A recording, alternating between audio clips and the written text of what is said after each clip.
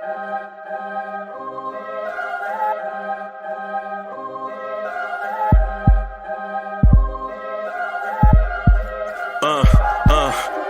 rank where the view is nothing less than phenomenal. For how I express and project from my abdominal. The only view better, both my daddy and my mama know.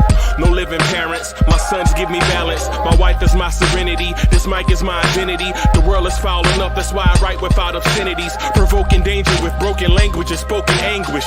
Begging to get hurt, why would you ask to go through changes? Yes, Lord, life's a chessboard, master the angles. Control the tempo, be the one who holds the info. Acknowledge is just as deadly as machete swings. When spoken, the truth is as potent as that Medellin. While others swear the style is free, I just let it ring. Our time is undervalued, soldiers make us better kings. My fans on my shoulder, reaching after better things. Today I take the shot, for them I'd rather set the screen. My mama told me follow my dreams. My daddy told me get it by any means. Stand tall, make him bow to a king. But I've evolved, you can see the resolve. Look in my eyes when you speaking to God. Life and for those who we caught up in using what I was taught with the muse. I guess they call it proving I'm more than an artist. Penciling out my darkest while stenciling out a harvest. And storing what gets me from A to B, just like garages. Instrumental with collages. Envision what I've been drawn. Broadway to give you rhythm like the great Lena Horne. So bent on, found comfort in the storm. Find peace and on when you see them others perform. Organized chaos, outcasted like hey ya. Yo, party people in the place to be. What's good? It's the #1 Chief Rockin' Knicks Universe, your main man, Uncle Freezie. Y'all want this party started right. Y'all want this party started quickly. Right? Set it off. All right. Set it off. On the left. On the left. What's good, party people? What's good, y'all? What's good, y'all? Welcome to the Knicks Morning Drive. And I know y'all like, yo, why you say the Knicks Morning Drive, man? And it's like after, hey, man, everybody's not going to catch this live. So, you know, whenever the Knicks Morning Drive and the Knicks at Night podcast have different vibes to it. So they two totally different shows. And so it's not just about whatever. But salute to my people in the chat. Y'all know what it is. Blue tears, orange tears, Blorange Tears. Bam. Let's go. Yo, so let me shout out my people in the chat. King Ribby is in the building. Metz is in the building. Hulk TV is in the building. Rome Far Rock, what's good? JJ. Bruh. I hate to be the negative dude.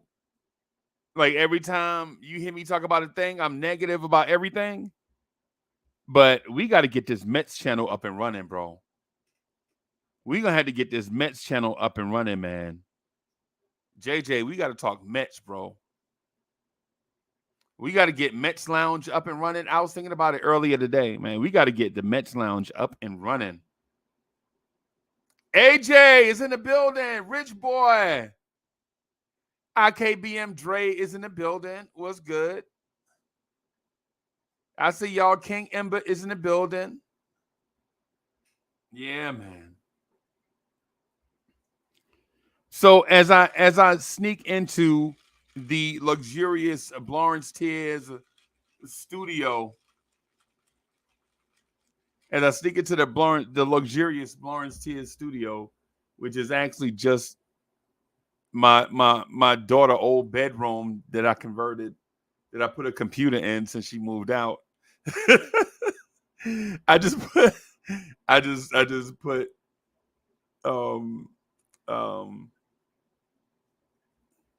yeah. Anyway. Yeah.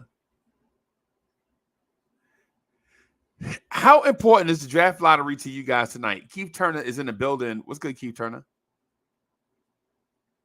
How important is the draft lottery to y'all tonight? Last night, IKBM Dre and myself did a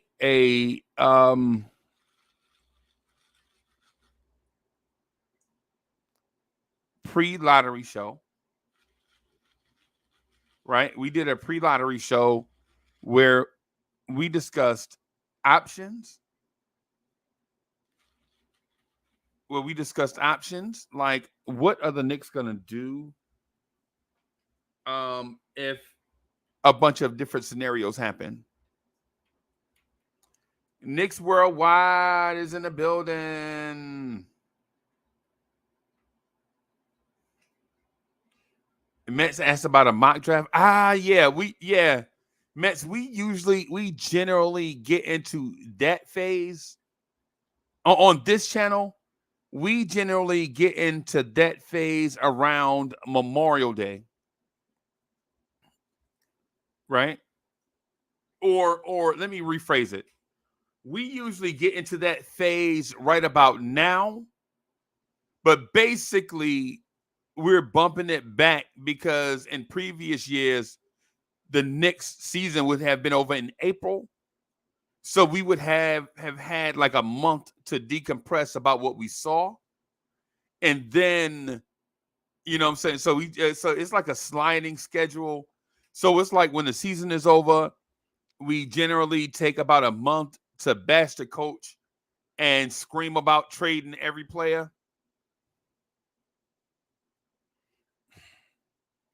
And in that month, we speculate about all the coaches getting fired.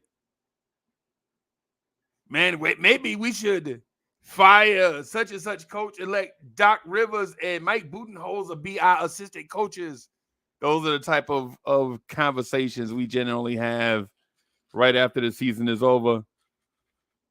Maybe we can get James Harden. He the disgruntled star. Those are the type weird conversations. So yeah. And those are fan driven, by the way. Those are not what I prefer. Those are the fan driven conversations. I wonder if we could trade for Steph Curry and Damian Lillard. So we have like the fan driven conversations for a while. And then after a while, I kind of take back control of the joint and try to get everybody back into snap everybody back into reality, so to speak. Wapo is in the building. Sherwin, what's good? Jay Busby. Okay. Now, I will say this. Boulevard is in the building. Bully, what's good, man?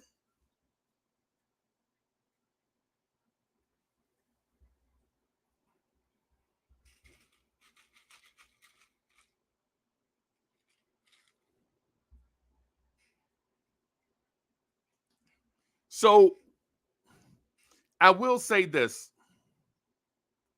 This summer is going to be the summer of summer madness.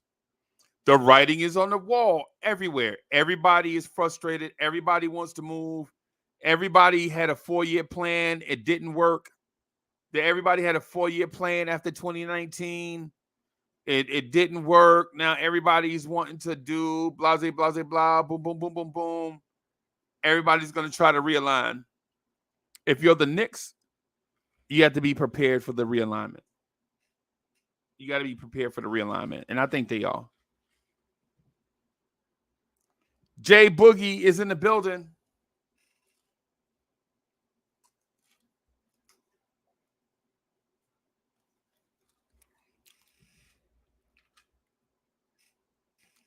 Make sure y'all check out Jay Boogie on all streaming platforms. Check out my man, Jay Boogie. Jay Boogie in the building. Wow.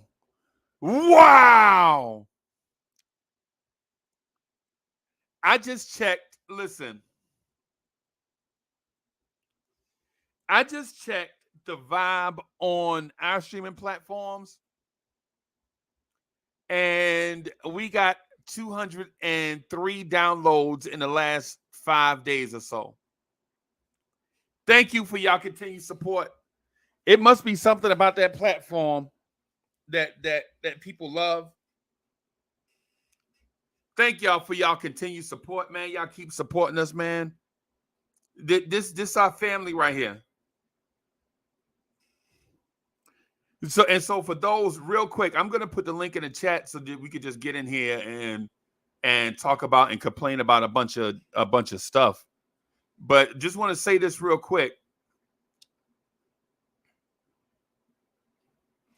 Every now and then, I'll ISO run an ISO play for myself, or I'll run an ISO play for somebody in the Blorange Tears family, and we'll do an audio podcast and put up on the joint.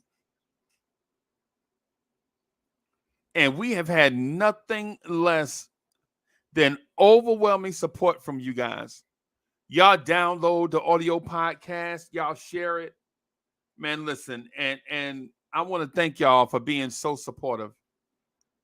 Right, because in the grand scheme of things, 203 downloads may not be anything to some people. For a small mom and pop Knicks channel like us, that's everything. So what I'm gonna do is I'm gonna continue to encourage y'all to support us, man.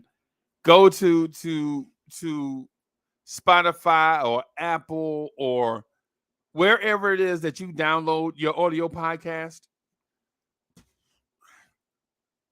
Wherever it is that you download your audio podcast, go there and support us.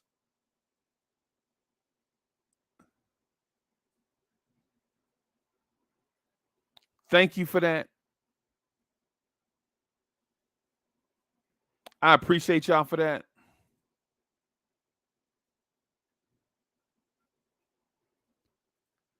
Just check the numbers real quick and got another download just that quick. Thank y'all, man. Thank y'all for supporting the New York Knicks basketball podcast, or the New York Knicks basketball, hosted by Uncle Freezie. Thank you for y'all support, man.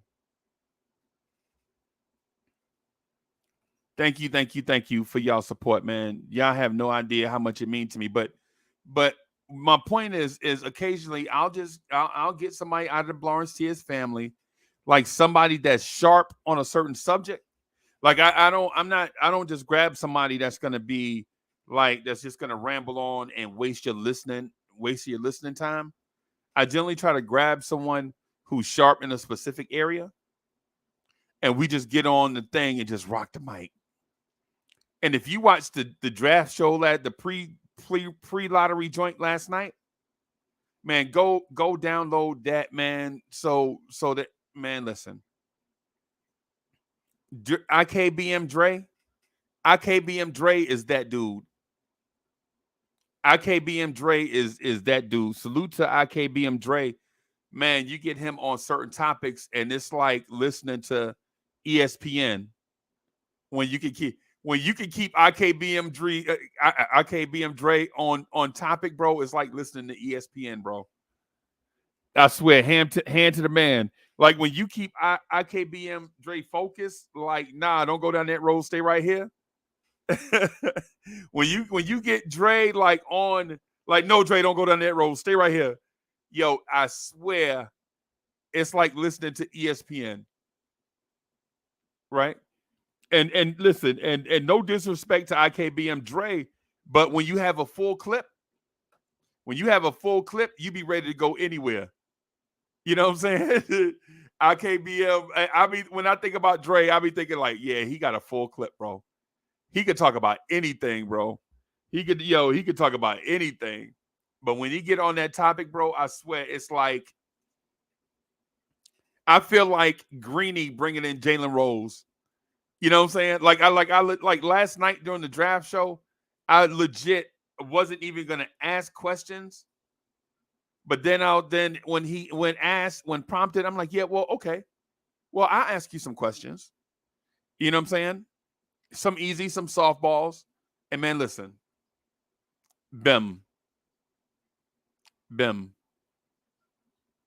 It's the same thing with my man Corey Lee, man. My man Corey Lee, when you ISO him, when he not in a crowd, when it's like not like 19 people in the video chat, you know what I'm saying? And Lee could just talk. Y'all know how Corey Lee get, man, in them settings. Corey Lee be like, hold on. Wait. Let me say something. And I'm like, Lee, you don't gotta do that, man. Just say something, bro. Just say something. And shout out to him and a guy he handpicked. So Corey Lee handpicked the guy to rock with him on Sunday mornings. It's a dude named Boulevard 73. They got a joint called the 718 Boys with a Z. You know what I'm saying? Coming on Sunday mornings. So they did a pilot show. We're gonna be back on regular schedule this Sunday coming up, right before yours truly and Anthony D rock the mic for Old School Knicks. Right? With all of that said, man, thank you. Thank y'all for being super supportive, man. Thank y'all for coming here and rocking with us. Thank y'all for listening to me try to be the best version of Frankie Crocker. The number one chief rocker Knicks University, man. Yeah. Thank you for allowing me to be, for Blorange Tears to be WBLS, the Knicks version. You know what I'm saying? I'm gonna put a link to it, and I'm gonna put a link to the podcast in the chat so that y'all can see what I'm talking about.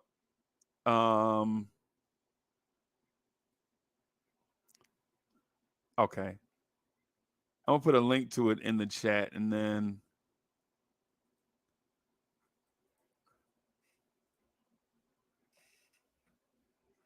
boom. All right, so now that we got that out there, we got this. I'm viewing it on man, waiting for that to load up, and then I'll pin it. Okay. And then we'll pin it up here. Boom. That's the latest audio podcast. Man, check that out with me and Dre. That's nothing but fire right there. That's nothing but fire. And no disrespect to the people that jump on the panel. It's just you legit can't get into your points where you got a whole bunch of people that don't understand like what the panel is like. They just, everybody just being themselves. You know what I'm saying? And everybody need a place to vent and talk and all that stuff. And that's what we provide. So that's why I'm putting the StreamYard link in there right now for my people so that we can get this party started.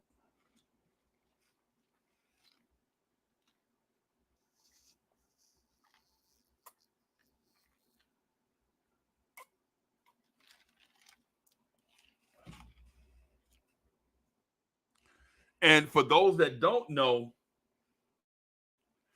WBLS and WLIB was old school radio stations in the city back in the day with Bugsy and Fly Tie and Molly Mall and Frankie Crocker and Dr. Lee and everybody, and it was an experience. Mets, what's good? Not much other than my Knicks hat broke. Oh boy, did you slam it? No, actually, I pulled so hard the adjuster that the fastener snapped off. It snapped off on the inside. Okay. I mean, it's like those old school little snap Velcros. Oh, okay. I got you. Hold on for a split second.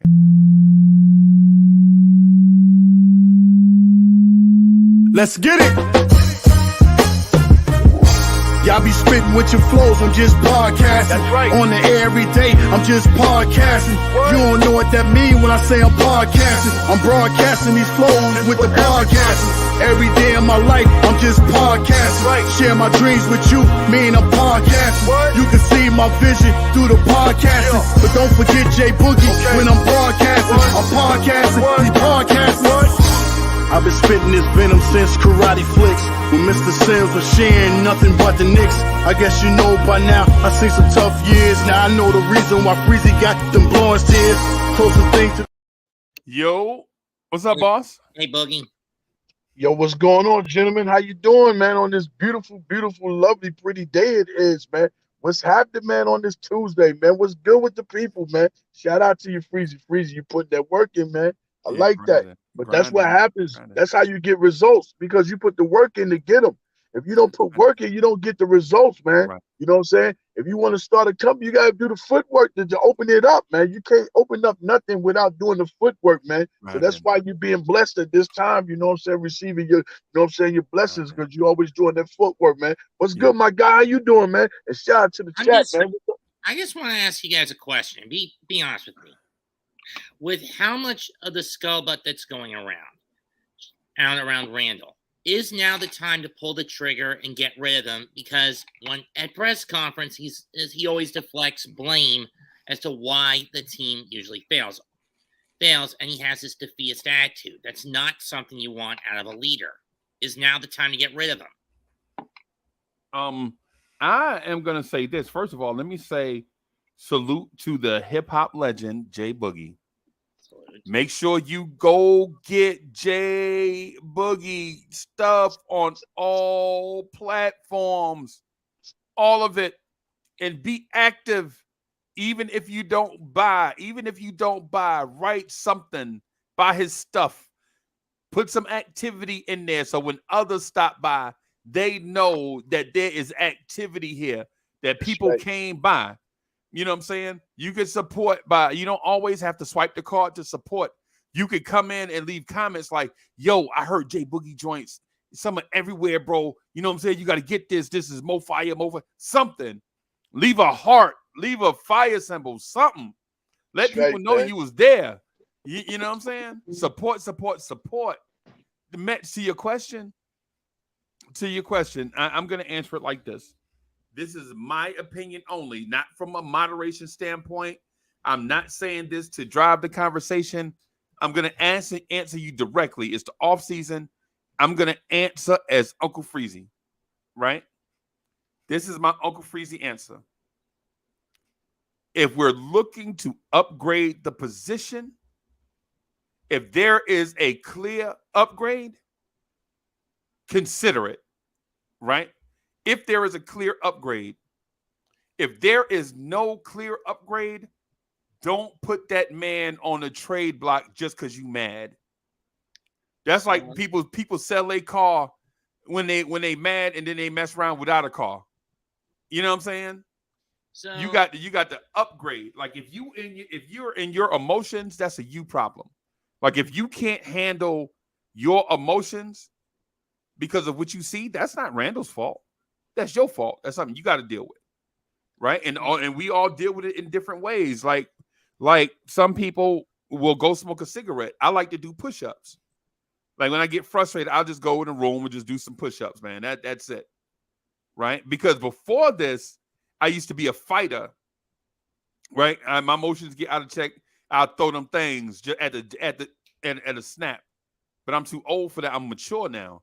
So when I get frustrated, I just go in the room and do some push-ups, something like that. So if Randle's got you heated, if Randle's got you hot, if what Randle does on the court gets you that bad, that's something that you probably have to handle. But think about this: if you see it, other people have seen it as well, and they may have addressed it or are addressing it, right? Like think about it: if you see it yourself from 1,000 miles away on your TV, then the people live in that arena probably saw it, right? Management has seen it.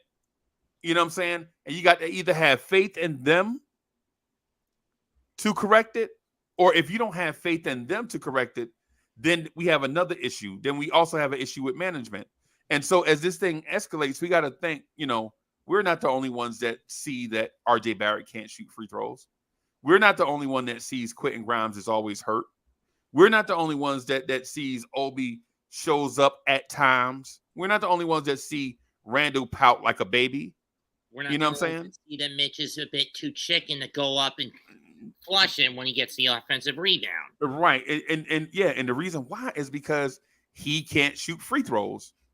So when he catches it down there, we're not the only ones that know that Mitch is nervous about going to the free throw line. So it's one of them things with Randle. If you're frustrated that Randle does these things, these ill-fated things consistently, then upgrade him. Upgrade what he does. Don't just throw him to the wolves. It's like, think about this. Mitch, you'll come on and you'll say some stuff that people in the chat might not like, right? Mm-hmm. No big deal, because I do it too. I'll say something and the chat might not like it. Should we trade Mets for the sake of trading Mets? Nah. Mets is here with us. Mets is our family. You know what I'm saying? So unless Jalen Rose want to come on, and now Mets, I ain't gonna lie to you, bro. I'm gonna keep it real. If Jalen Rose wants your spot, you gone. and Jay Boogie, can we not respect it? Like for instance, if y'all can upgrade me and bring in, say, Mike Greenberg, I'm gone and I know it. You know what I'm saying? Just as a favor, if Stephen A. Smith comes on, which is never going to happen, let me at him. You're gonna blow it all the way up. You're not even gonna allow him to speak back to you or allow anybody else to say anything to him. He gonna hear you, and off top he gonna go. Because I already know you're gonna splash him. Yep. and yo, and when I say these things as no disrespect, because listen, in my spare time, I like to spit balls to myself in the house, but I know I'm whack, right? Mm-hmm. But if Nas come through, I'm not gonna be like, no, Nasty Nas, you can't touch this microphone. I'd be crazy. You know what I'm saying? So I do all of that in the Randle comparison. Like, if there is something that makes us better, explore it.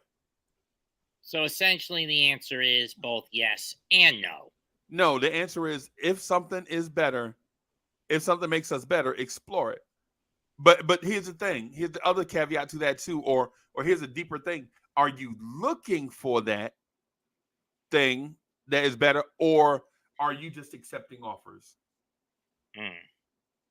If what would you do? Are you actively pursuing a Randle trade, or are you thinking like, yeah, when somebody calls, yeah, everybody is available except for Brunson, and somebody offers you something, then you like, what's your approach in correcting Randle?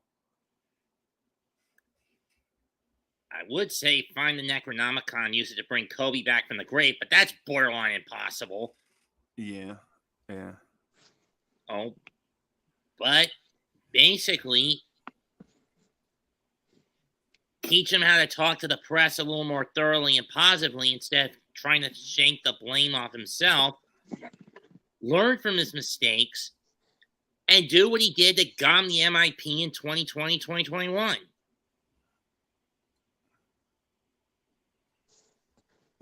Okay. So okay. So it can be multiple things, right? Like improve Randle, improve him, or ship him off for something better. Right. Okay.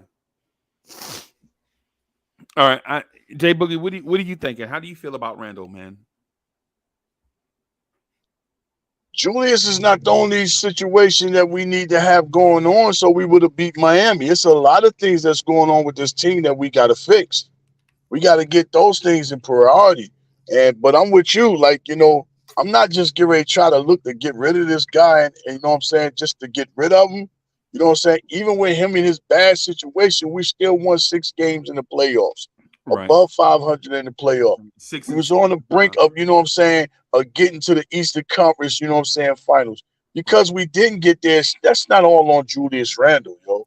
It's a collectible things.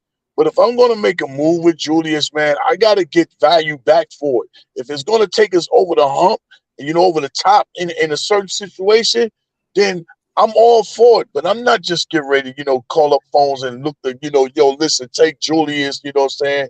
I know, you know what I'm saying, you probably don't want him. I'm going to give you an extra 2 draft picks and all to go along with him and set us back even further. And then we come back and we boxing to get in the play-in. No, I'm not doing that. So, you know what I mean? So if the situation fits the organization and the team far as moving forward, and we feel like we can get over the hump, because coming into next year, you know what I'm saying, eyes is on the ECF. Anything shorter than the ECF, Eastern Conference Finals, is a bad season. That's how I'm looking at it. You should be looking towards the ECF and trying to figure out how can we get to the finals. If you coming in looking like, you know what I'm saying, and you come in just figuring, you know what I'm saying, you just here to play or try to, better your numbers or, play for a contract and all that, you with the wrong team, man. You with the wrong so, team. like I'm with you on I agree with what you're saying. And if it's not going to upload the team, man, I'm Julius is all right with me. Even though he got, certain things going on with him with his game and everything, we wish he would turned all the way out. But I did go back and look at some of that footage. The last 3 games before he injured that foot against Miami, before he set out the regular season, and the way he was moving and cutting and running was nothing like he was doing in the playoffs. And that didn't all have something to do with, his effort. It had a lot to do with his foot too, man. So I can tell you one thing I wouldn't do with this team right now. You know what I wouldn't do? Jump on the rumors of Joel Embiid requesting a trade from Philly. Man, I don't want that, dude. I don't care how it looks. I wouldn't do that. I would not do that. Yeah. I would say this too about Randle. I'm with Jay Boogie on the injury front, but it's bad optics though that every time we need Randle, something is wrong. Right, like 2 years ago in Atlanta when we was all in Atlanta. Mets, I don't know if you was here, but man, the center of Knicks universe was downtown, and we stayed in this hotel that looked like the Jeffersons. It was like a deluxe apartment in the sky. You know what I'm saying? in downtown Atlanta, right? When we were there, hopes were high that we could just wash out Atlanta and advance in the playoffs, but come to find out the roster was flawed. Now that we look back on it, we know that roster was very flawed with Elfrid Payton and Reggie Bullock and Nerlens Noel and Alec Burks, right? I'm thinking the further we get away from this playoff loss, the more we're going to realize that this roster has stars in certain places, but the other part of the roster got to step their game up. Because it's impossible for me to believe that a team in the year 2023 only took 71 shots in an elimination game. That's like they only played 3 quarters. How does an NBA team only take 71 shots and then people criticize Brunson for not passing the ball? You know what? I link those two together and say, you know what? Nobody else wanted to shoot, so that man took charge.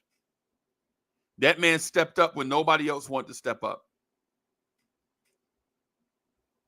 Right? 71. Matt, 71 shots. Think about that. 71 shots.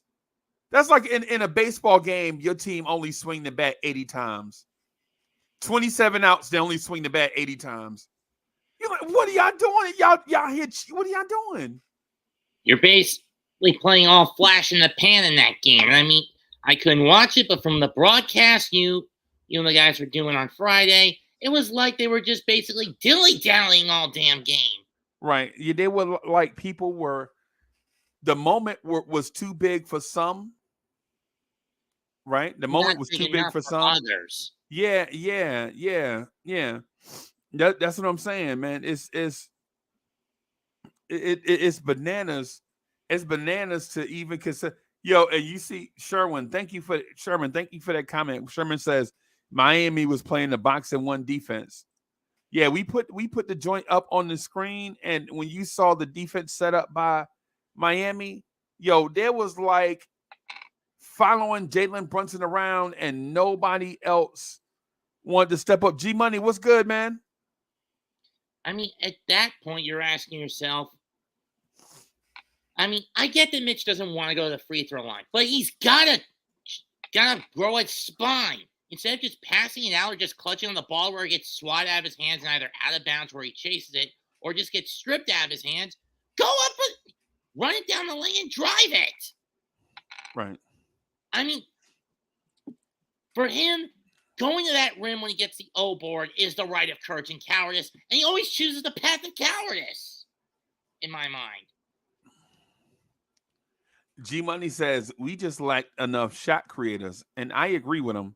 Not going to argue with that. Yeah, that's one of the things that you just mentioned about Mitch. Create your own shot. Oh, like with what you just said, basically what I got from that is Mitch create a shot, man. Right. But and G Money doubled down on that. And then too, man, in these big moments late in the shot clock, when you have, it's one thing spreading the floor. It's one thing spreading the floor, but it's another thing to not let it go. Yeah, and have is another thing having others involved in offense. You just can't spread the floor and hide and thinking that the ball is going to find you. You know what I mean? At some point, you have to be active in the offense. You can't run a primary school offense. Tom Thibodeau, in my mind, I like Tibbs. You know, this primary school offense though has got to go. This second grade offense, man, it's got to go, bro. 71 shots. I mean, for Pete's sake, and this is why I call him nothing more than a robot. He just stands there, glaring at how the game's playing out, and does little to nothing to adjust. He is like what Rasheed Wallace said about Doc Rivers. Nothing more than a tin soldier. Yes, basically. Basically, the players do what they want to do. Basically, like as long as you run this defense, I don't care what y'all do on offense.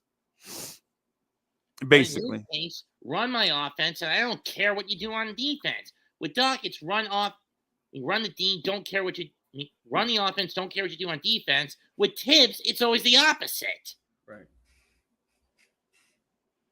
Right.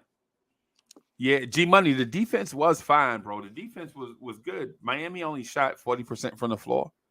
And I'm not discrediting Miami. Miami did what they had to do to beat us. Yeah. They beat us. They beat us. Give them credit. I do. I mean, and how they beat us.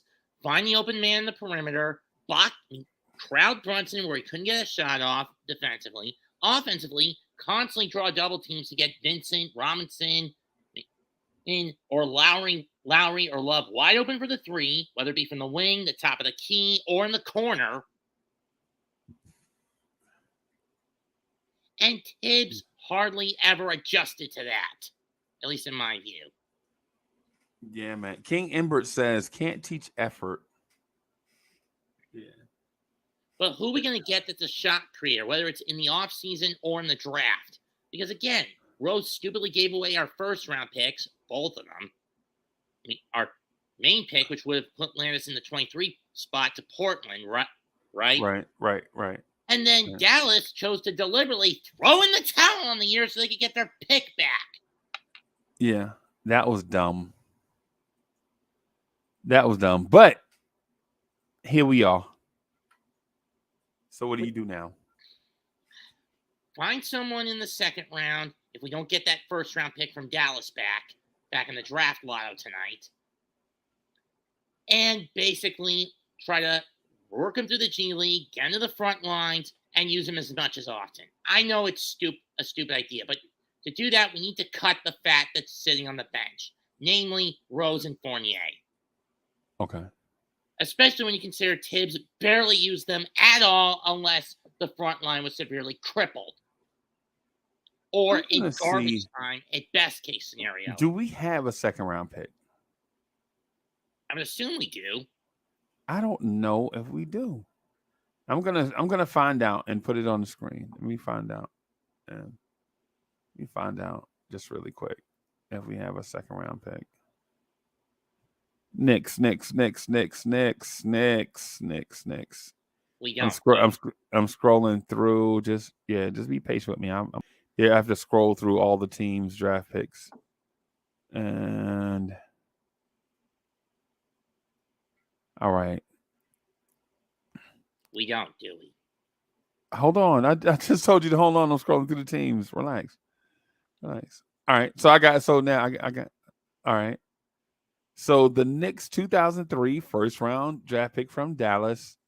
Okay, we already understand that. And no, we do not have a second round pick.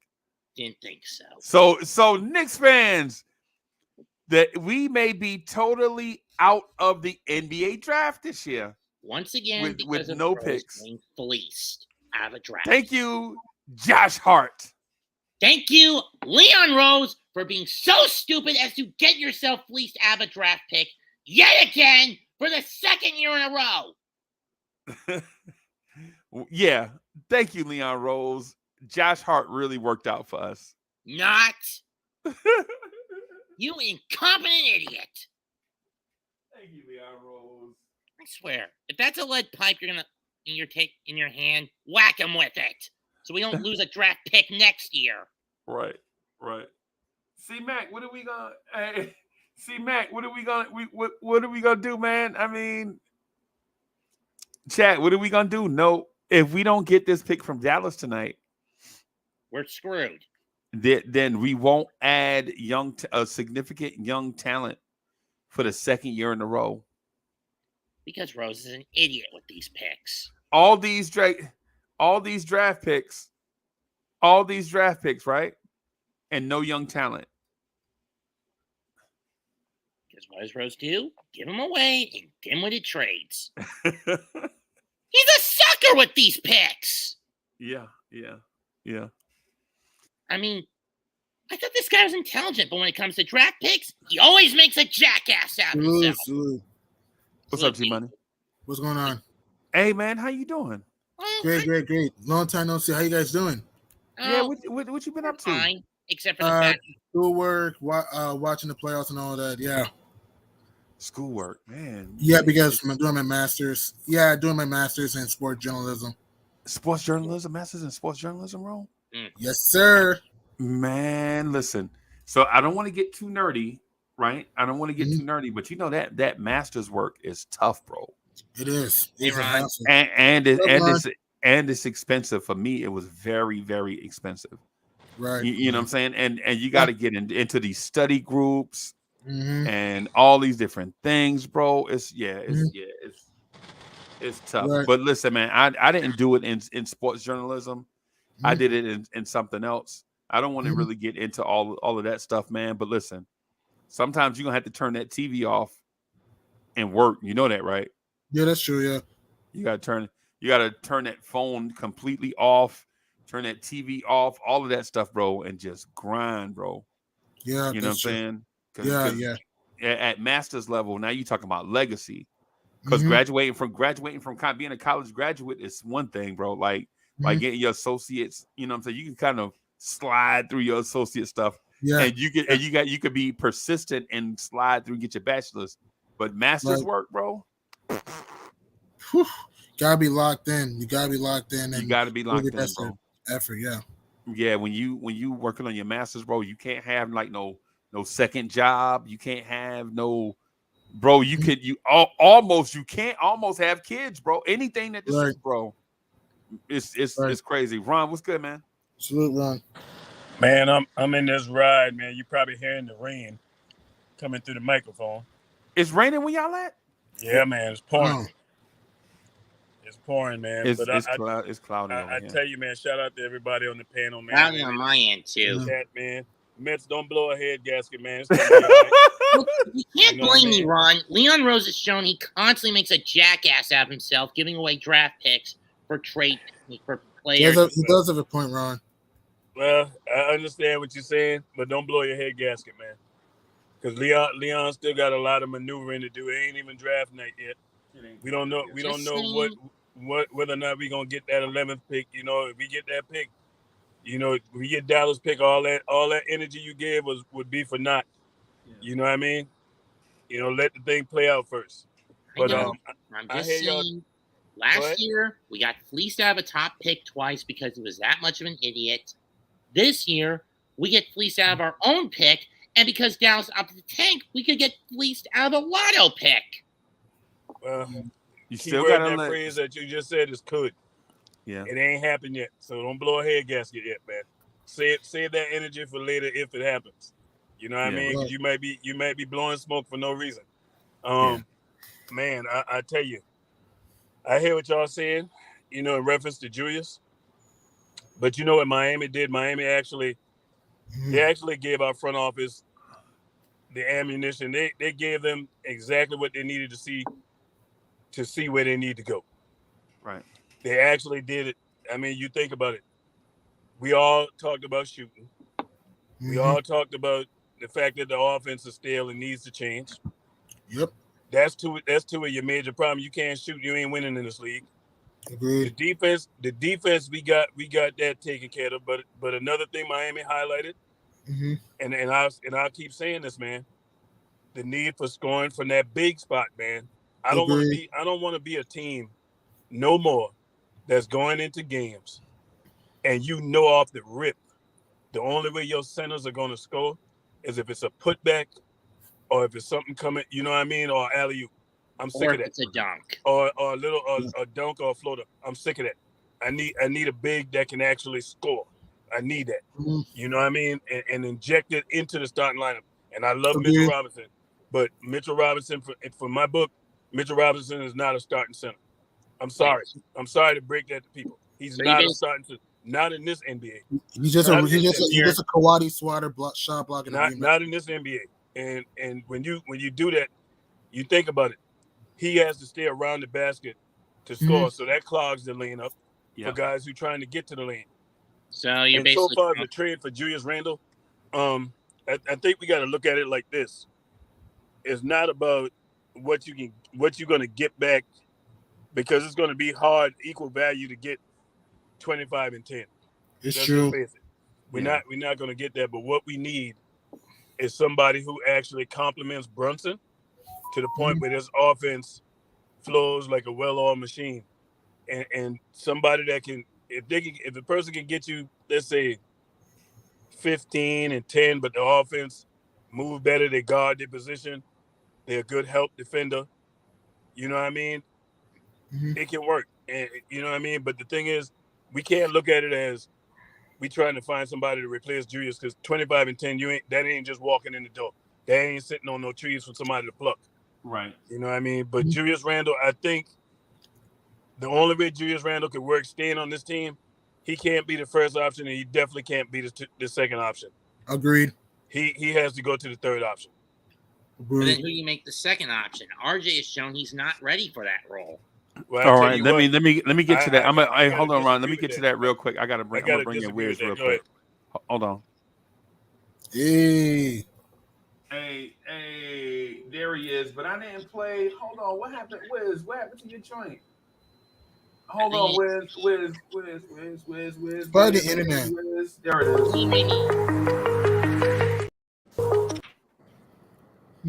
I think he may need There we go. Do you remember how you held me then? Now you've got me reaching out.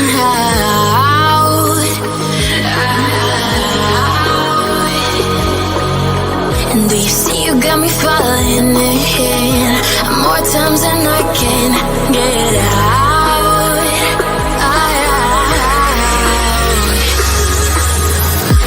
Down in the deep of my mind, I crawl for you and you're always inside. Down in the deep of my mind, how long do I got to keep you?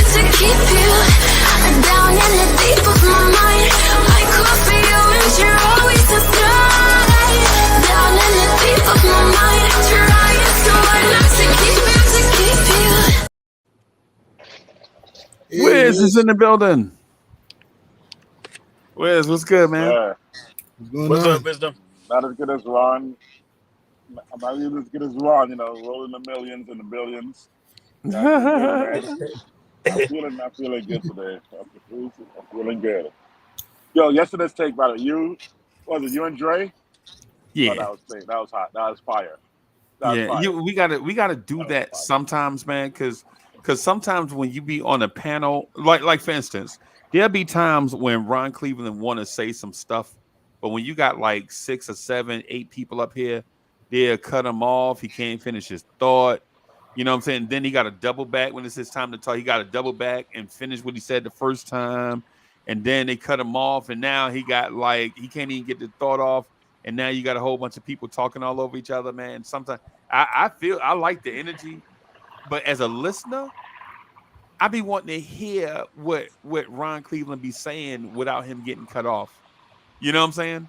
It's the same thing with Wiz. Sometimes Wiz be like in a spot and Wiz have a thought and people are cut Wiz off and you can't even hear what Wiz is saying because people are cut him off. So sometimes we just have to do the ISO shows in order for everybody to like to get their thoughts out and stuff and get some smart thoughts into Knicks universe, as opposed to everything always being the same conversation over and over and nothing else is added. Yeah. You know what I'm saying? You got to start to add like these elements of deep thought to conversations, right? Because like for instance, what Ron Cleveland was saying just now about Mitchell Robinson not adding offense, that's one of the things that even though Ron is trying to emphasize it, Ron be trying to emphasize it, right?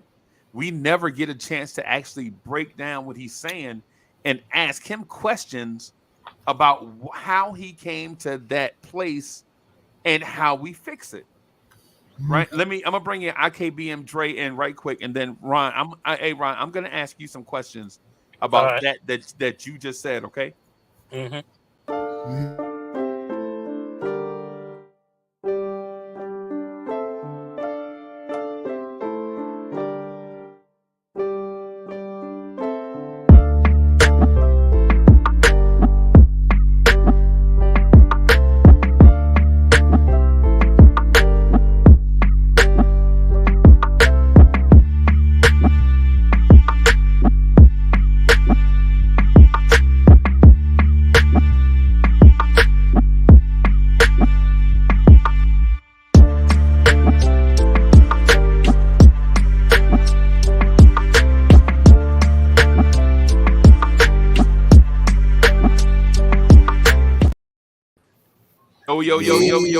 Yo. Yo, peace to all y'all boys, man. Peace to the chat. What's up with you, Dre? I see. What up? I see Boogie. What up, Boogie? What up? What up, Ron? What up, G Money? What up, Mets? What up, Wiz? What up, Freezie? Yeah, man. I'm chilling, boss. Chilling. I got a question to ask Ron Cleveland. And listen, it's summertime, and we got plenty of time to ask and answer a bunch of questions because we don't play significant basketball again until October. Yeah, right? we in the business season now. Yeah, man. Yeah, man. So Ron, let me ask you this. Why is having a center that scores important to the Knicks offense and defense? The reason why it's important is because offensively, the way I look at our offense, man, is like we're handicapped. Okay. You know, we're not playing at our full potential. If everybody can't score in your lineup, ain't a threat, that offense to me is useless because somebody's gonna figure that thing out. It's gonna put, and what it's gonna cause pressure for everybody else to have to score. You know what I mean? The fact that Mitchell Robinson in that starting lineup, and you know you ain't getting nothing offensively, all you're gonna get is defense. That's why they can load up on Brunson, because they know that, Mitchell Robinson ain't gonna be no threat. When you throwing the ball, he don't know what to do with it. A lot of times you'll see him, they're throwing the ball and the clock is just ticking and ticking and ticking and ticking, and he waiting to try to get it to somebody. Sometimes it's a turnover too. So what I think so far is more important for that offense in this modern day of basketball, because you talked about it. Think about it, Freezer. You said we took how many shots? 71. And in an elimination game, we took 71 shots, bro. And, In an and elimination I would game. like to know how many shots our centers took. How many? Guess. There you go. There you go. If we had a center that could score, we can get another 12 shots, 10 to 12 shots of that starting lineup. And the thing is, for Brunson, if you can get a pick and roll, a center that can play off of him, pick and roll, it's night. It's night. You can't load up, and now you got a center that's a threat that can pick and pop or can roll to the basket. And if Brunson give it up to him, and the defense rotate to him, now Brunson is open. You see what I'm saying? It's just different ways, of course, that you can utilize to make this offense. If we're gonna keep running with Tibbs running, right? Hey, Ron, stop right there. Let me add this element. Right, stop right there. In respect to your comments, now, this is in respect to your comments, right? I'm gonna ask you questions, not because well, for a couple of reasons. Because I think you onto something for sure. I think this is one of the smaller things that's said in Knicks universe, bro. You know what I'm saying? Like, Cats is like, just instead of saying something productive, Cats be like, yo, we need to trade RJ. This right here, that what you saying to me makes sense, right? And here's why it makes sense. One, what you said makes sense in this respect. And just follow me on it, because I'm following your line of thinking. I'm letting you the leader of this. I'm just following along. I'm just following along with questions, right? Mm-hmm.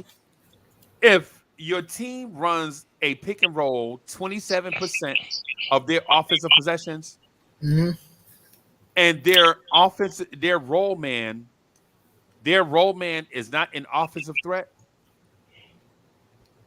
does the defense even have to defend the pick and roll, or can they zone up and space out for your shooters and keep two sets of eyes on the ball handler? They can zone up, because if the man rolling ain't a threat, ain't no need to worry about him, so you can just zone up. Yeah. So it's like when you run the pick and roll, you running it for nothing. Because the roll man is not even a threat going to the rim. For one, think about this. When's the last time you saw Jalen Brunson run the pick and roll with Mitch, and he actually threw Mitch the ball going down? When's the last time you seen Mitch dunk off the pick and roll? Almost never. Not much. Right, but you run it 27% of the. Think about in an NBA game. In an NBA game, you probably somebody got some feedback somewhere, man. Not me. Yeah, not me. But listen. Here's the thing. In a game, I think it might be wrong. No, yeah, it might be. Okay. Yeah, I was wrong. Yeah. Hey, just mute and unmute. No, it's not wrong. No, it's not me, because I still hear with Freezie talking. I muted, but I can still hear when Freezie was talking. Okay. Let me see. It was Boogie temporarily. It's all good. Okay. All right. So here's the thing. In a game where you're going to possess the basketball over 100 times, right? You're going to possess over 100 times. Possessions don't always end in shots at the rim. Possessions, you can possess it and turn it over, right? You can possess it and end in free throws.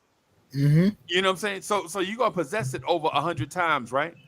Think about 27% of that time. That means about 35 times in the NBA game, you're going to run the pick and roll, right? Yeah. Right? Think about that. And think about out of that 35 times, how many times you see Mitchell Robinson or Isaiah Hartenstein get the pass off the pick and roll and attack the rim? Well, I'll say this: Hartenstein has the floater in his bag, which is what does actually get utilized when he does screen and roll. But to this point, it may not even just be a Mitch thing. It might just be an overlapping skill set where we have two centers that do the exact same thing, or two centers that we tell to do the exact same thing. And need, actually, you got three centers that do the same thing, because you got one injured that can't play. Yeah. So I'm not necessarily the lowest on Mitch, but we brought in Hartenstein to be a change up to Mitch, and essentially Tibbs didn't know how to use his skill set other than making him play just like Mitch. But Dre, what I'm saying to y'all, what I'm asking y'all is how many times in those 35 possessions in the pick and roll do you see our point guard pass the ball to a center that can attack the rim? The floater, I get it. I get it. I get that part. It's minimal. It's minimal. So 5% would be about 5% of that would be about what? How many times? About 4? About 5 times? If that. Yeah, If yeah. that. So how many times? So how many times do you see Mitch get the ball off the pick and roll and to attack the 5% of 30 seconds, 2 times. 2 times. 2 times. Might not even be that much, right? Yeah. I don't even see. Think about Mitch catching the ball in the paint, rolling to the basket to attack the basket. That's specifically what I'm talking about. I'm not talking about how many times Mitch touch it, like in dribble handoffs or offensive rebounds. I'm talking about. I'm talking about how many times. Like for instance, Chris Paul and DeAndre Ayton in the pick and roll. If Ayton is open a little bit, Chris Paul gonna reward his big man. Oh yeah, right. But for a pick and pop, little 15-footer or a little 13-footer, a little jump hook from 10 feet. But Dre, the pick and pop is different. I'm talking. Like, yeah. But I'm saying like even if it's a roll, like Ayton doesn't have to get right to the rim. He can stop around 8 feet. So we do a little post hook or one move, and he can finish. And he can finish at the rim. And we pick and pop less than that. Like the pick and roll, that's another thing too, y'all. And I know y'all know this, but the pick and roll and pick and pop are different, right? The pick and pop, we do that about 6% of the time. Yeah. Right. This team does the pick and roll about 27% of the time. You know what I'm saying? So, and I'm not trying to get all statsy. What I'm saying is, like Ron says, we get zero offense from our centers at the rim, just at the rim, right? But Ron, if we're not getting like the Vucevic thing at the rim, right? You know what also Vucevic offers? A jump shot. Spacing. Exactly. I'll say this too. That's something to think about, Freezie. When the last time have we had a center that can shoot? I mean, think about it. Like Rasheed Wallace, technically. Well, I mean, it's been a long Chris time. Stapps played some 5. And Porzingis. Yeah. I don't want to say this, but Bargnani. Matter of fact, Bargnani, Marcus Camby. I'm sorry, I said that. I would even say Isaiah Hartenstein early in the season. But yeah, they told him not to shoot. They told him not to. Yeah, they told him not to because we can't rebound. And you know what that did? That handicap our offense. Straight up, right? We handicap our offense because just like what you said, we brought that guy in to be a change of pace. Everybody, when we first got Hartenstein, we was like, wow, they finally went and got somebody that can shoot the ball that's different from Mitch. And now we watch this guy, they're playing him just like we play with Mitch. And so ain't no knock to Mitch, man, but our offense, I'm telling y'all like this, man, we come back with this same mess. We need to change up. Ain't scoring, we can expect the same outcome. I was gonna say to that point, like when you look at like the Celtics roster construction and how they do play Robert Williams, but they have a changeup. Like they have Al Horford, but their most successful lineup was for most part from last year, and that won them 2 elimination games was with Robert Williams out there. So there is a place for the rim runner, but you need requisite spacing. Like if he's not going to be the spacer, you need 2 dead-eye shooters out there. And they've got one in Horford, even if he's getting up there in years. Yeah. So like to that point, like you need to look for him. You need to look for him when he's rolling. You need to look for him. And the only person on this team that really look for Mitchell Robinson when he rolls to the basket is RJ Barrett. Yeah. I think at this point, Tibbs is going to have, in my opinion, if you ask me, at this point, Tibbs is going to have to take back what he said to iHeart and allow him to shoot instead of just using him as a defensive buffer. But Tibbs is all about maximizing the wins in the now. If he was about that and thinking about the future, then Hartenstein, his ceiling would probably go higher. Because Hartenstein may be the starter. Yeah. And that's the other issue I've got with this team, the coach himself. He's too much of a... Hey, Mets, hold on. Before you change subjects, we're gonna talk about offense at the center position. Yeah. We got time, bro. We got time. We just want to stay on that point. I was getting to that point. Okay. He was getting. My point is, with the center position, Tibbs is all about short-term success and not about thinking in the long term. Okay. Everything he's done that's gotten us to the playoffs, it's all short term, and that includes what he does or doesn't do with the center position. What he did to Hartenstein did the center spot far more harm than good this year. And I'll say this one thing. We all know Mitch wasn't physically the same that he was in the first round. Like he had the hip injury. He just didn't look as spry. He didn't have the extra spring. Right. And when you're going against a bundle of energy like Bam, and you need to stay up on him. You need to close out on him, even on his 15-foot jumpers. He's not going to have the same dominant effect in the paint, like where he was just bullying those other guys while he had the bad hit. So it's Dre. I ain't giving Mitch no excuse for that. I'm not giving him an excuse. I'm just saying. And the reason being is because you can get creative with your offense for sure, and get Mitch certain looks and things, even if he is unhealthy, or not saying that's. I don't want to say unhealthy, but it's like you remember the year in Oakland when Randy Moss had the hamstring injury. Yeah. And people were like, Randy Moss don't care about, you know what I'm saying? He not going full go. And the Raiders stopped sending him deep and started sending him on things across the middle. Yeah. And he was kind of out of his element. And people were like, yo, Randy Moss is washed. He can't go deep no more. Randy Moss was hurt. And he tried to kind of gut his way through it. Yeah. And with bad quarterback play and all that stuff. And then all of a sudden he gets traded. All of a sudden, he gets traded to the Patriots, and he get healthy, and he got a good quarterback. All of a sudden, so the thing is with Mitch is this, and this is something that I've been saying forever. The Knicks need to stop running the pick and roll straight on from the rim every time they come down. Is read and react, run the pick and roll from the top of the key. We already know this, y'all. We have been on. Every time Mitch gets his lob, it's from the pistol action because it's not direct at the rim. But that's what I'm saying. And you know what happens? And Jay Boogie, this is the thing. I want to shout out to Queens point guards, right?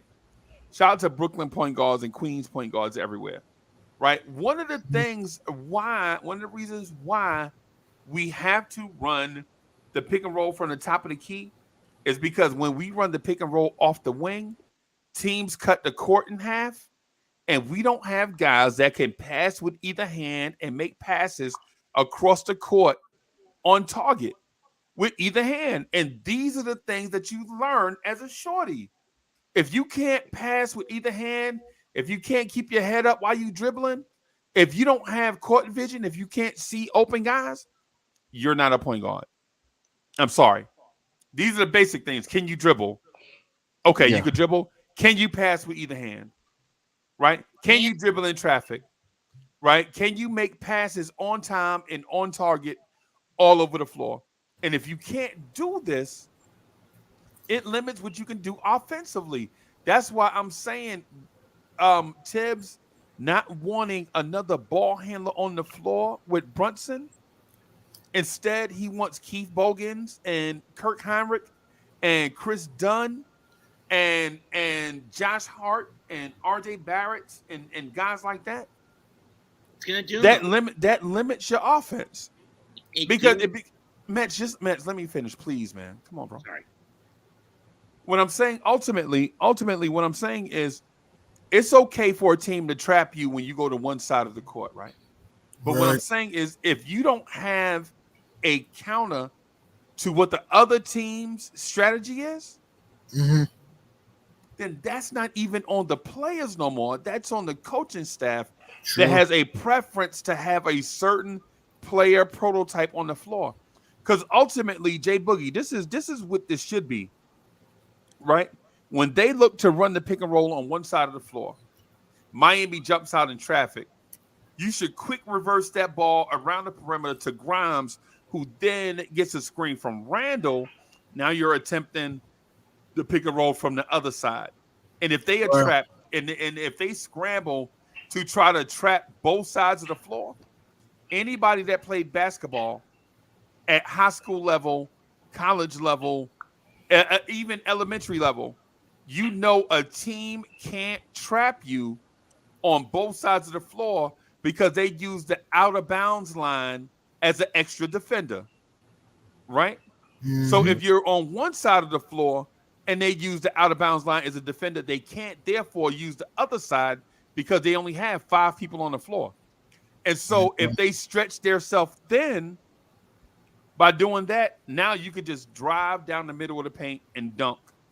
And that's the last thing teams want. So if you reverse the ball to Grimes and let him run that same pick and roll action with Randle from the opposite side, now you got Randle, who's your best player, who you never want to be. Listen, you don't want your best player to be the roll man, right? Because you're asking your best player to get hurt. But against a moving defense where a team can't set their feet, now Randle's rolling to the basket, unaccosted, catching the ball with momentum, going to the basket. And if they sink down on Randle to prevent that, now you have Quentin Grimes wide open for 3. I was gonna mention one other thing. They had Bam on Julius a lot of the time, right? Okay. We didn't utilize Julius just being a decoy enough. Bam is their best rim protector, their best help defender. Okay. And we didn't use, like, they had him strapped to Julius no matter what. And if we're running pick and roll, it should be, if it's Kevin Love underneath the rim, we should have attacked that we gotta attack way that. more often. Let me bring G.I. in. Hold on, y'all.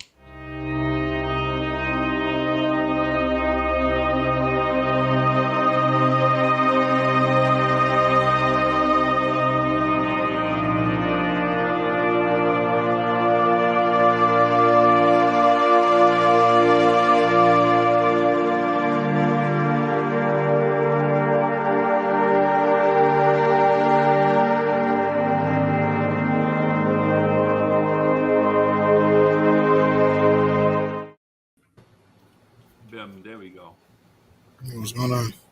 What's up, G.I.? Yo, G.I., what's going on? What's up to the family? What's up to the family? What's up to the family? How about them Cowboys? Time to move on to the Cowboys, baby, because the Mets ain't doing nothing. Yeah, man, you got 2 tickets for that opener?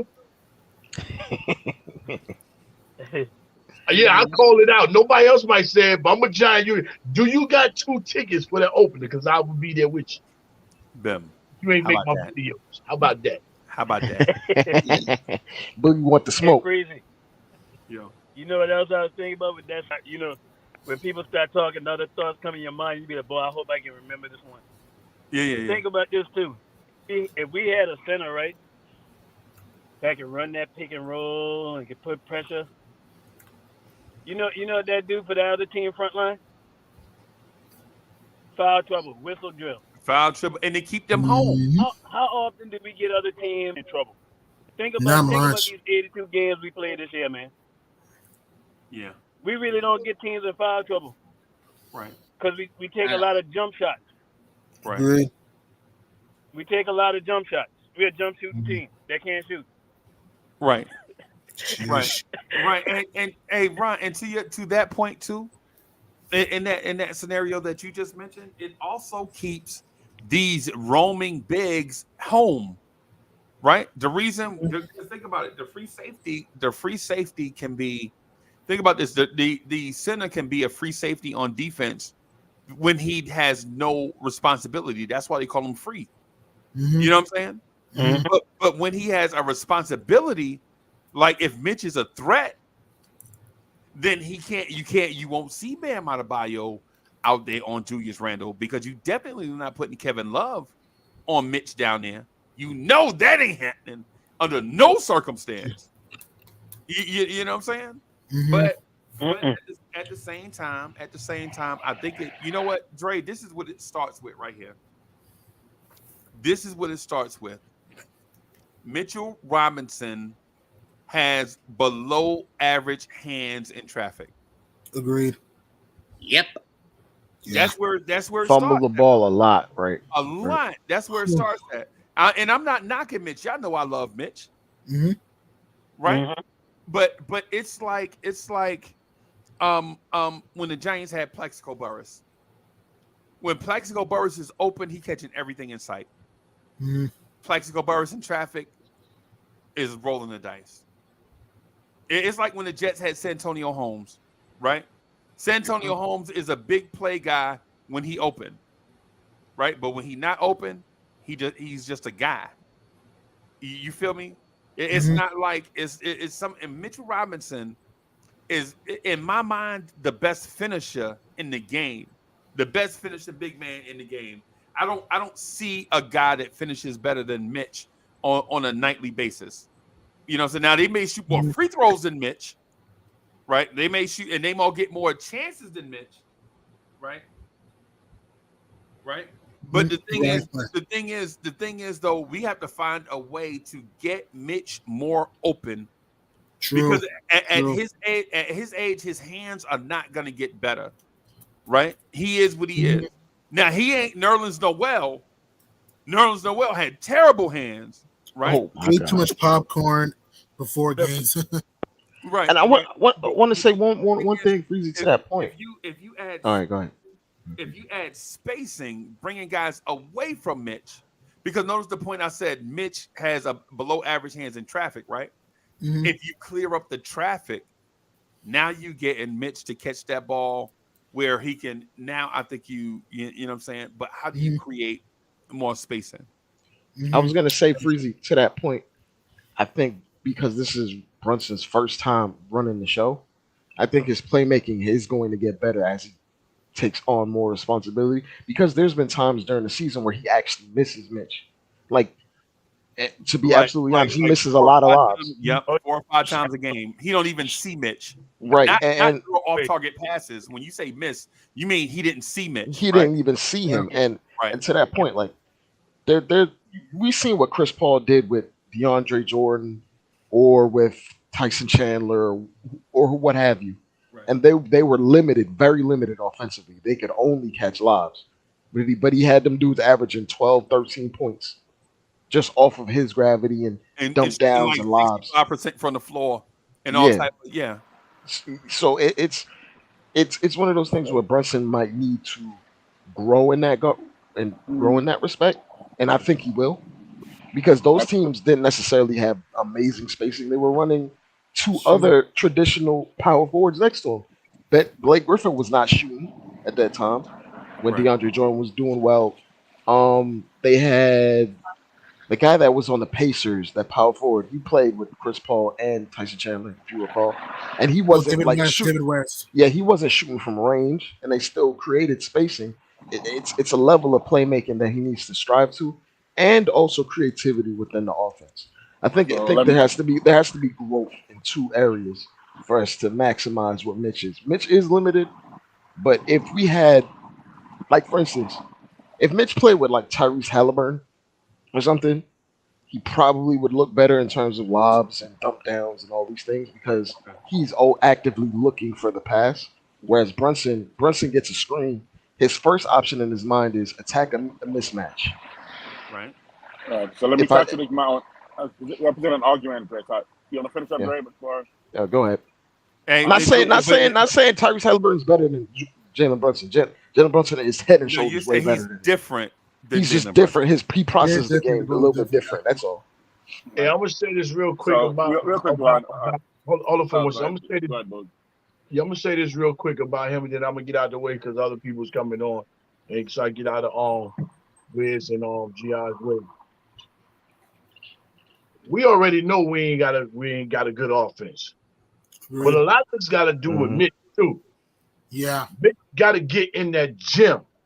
All right, but you have to be able to tell yourself when Eric Spoelstra decide to foul you on purpose and you knock down 3 out of 4 free throws. You have to go in that locker room feeling to yourself, you know what? I closed this game. I could be a factor. Okay, you have to be able to, you know what I'm saying. When have you ever seen Mitch spread wide, put his hand up for the block, besides for the rock, all that? So you have to work on those type things, you know what I'm saying? You got to better yourself, you know what I'm saying, to help the team out. You got to want to help the team out, you know, but he doesn't come in here with anything, you know, towards the team. I seen Mitch normally do the high pick, dribble handoff. I seen him one time out of the whole season fake the dribble handoff from the top of the key, take one bounce, went all the way to the rim, and dunked it with two hands. You never seen him do that again, or at least attempt to fake handoff and do it again. So Mitch got to get inside that gym and work his game, get his game up to par, and make people want to give him the ball. Running down to the rim, with both your hands down, and just, you don't know if you're gonna get the ball. Instead of putting your hand up, letting them know I'm here. I'm fading towards the rim. Give me the rock. You know what I'm saying? Yeah, out there, man. So just being a pogo stick, he got to bring more to the game, bring more to the team. A lot of people got to bring more to the team. And I'm gonna get out y'all way. I just want to say, bro. We know the lottery is tonight, but people got to stop just chasing that 11th pick. Everybody running around talking about I want the 11th pick, the 11th pick. Like the 12th pick ain't involved. Like the 13th pick ain't involved. Like the 14th pick ain't involved. It's about us just having a pick in the first round. You know what I'm saying? So I don't like just catering to the last decision. We waiting on the last decision, 11. And if 11 is gone, you ain't never even wished about 12, 13, 14. That's it. Those are lottery picks. We just want our pick. We want Dallas to fall anywhere above 10, not just 11. Stop wishing on one number, man. Please. Oh yeah. Let's go, Dion, man. I got to roll. I got a second afternoon second job I got to do. Yeah, and I'm gonna get back to y'all, man. Hey, J Boogie, I'm gonna call you later on, man. Probably about 6 o'clock, okay? Yeah, give me a call, man. That'll work, man. GI, go ahead and get them tickets, man. I'm waiting on it, man. Let me know, man. We waiting on GI. I booked my seat right now, club quarters right now. I'm at the game. I'm going to the game with GI. I'm promoting that on every channel. That's gonna be my open act. I am not going to see Dallas in the Giants Stadium. No way, no how, no way. That was the first game y'all always give us the first game of the season. We can't beat y'all the first game of the season. We like 0 for life. I'm like, why do we keep playing these guys the first game of the season? But it's the worst game ever. But it's a trap game. It's a trap game. Yo, peace out, Boogie. Again, fire. Yo, two things about Mitch. One is giving Mitch the ball unless he's wide open. His bad tendency to bring the ball down first causes the turnover almost every time or a foul. So that's you gotta explain that. So explain that deeper, because when you say bring the ball down, big man, when you're that big, once you take the ball below your shoulder, you're not bringing it to the height of all the point guards, anybody shorter. Just snatch the ball out of your hand and steal that ball, or at least cause you a delay to get your basket. So that's Mitch's fundamentals that he has to fix. That's a fact. However, to do something very difficult for me right now, I'm going to try to think like Tom Thibodeau. It's going to hurt. It's not even saying that it hurts. But in Thibodeau's somewhat defense, when you don't have two knockdown outside shooters available, running a play that depends on your center having the possibility of having outside shooters ready means you can't actually do it. So when Gray said Tibbs can't do it, I think Tibbs doesn't do it because he doesn't have the resources to cover that play. He needs the resources. So in fact, he actually is coaching to his team's limitations. Unfortunately, the limitations happen because of him in the front office not having guys available, like Jaylen Brown and that other cat on that shot 51 points the other day. Forgot his name, Tatum something. Jason Tatum? Yeah, I know. I'm joking. I know Tatum. I'm just a little scared of him right now. Man, you talk about the Celtics? I hope you don't have a green shirt on. It is green. God, dog it, Wiz. Green is not clover green, but it's still green. My Jets sent Celtics jersey.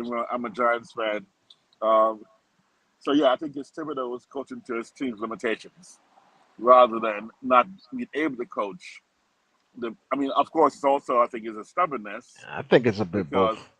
I think it's Just stubbornness full-blown and stubbornness. little lack of creativity and ability to do offense, and recognizing his team's limitations is making him not want to play.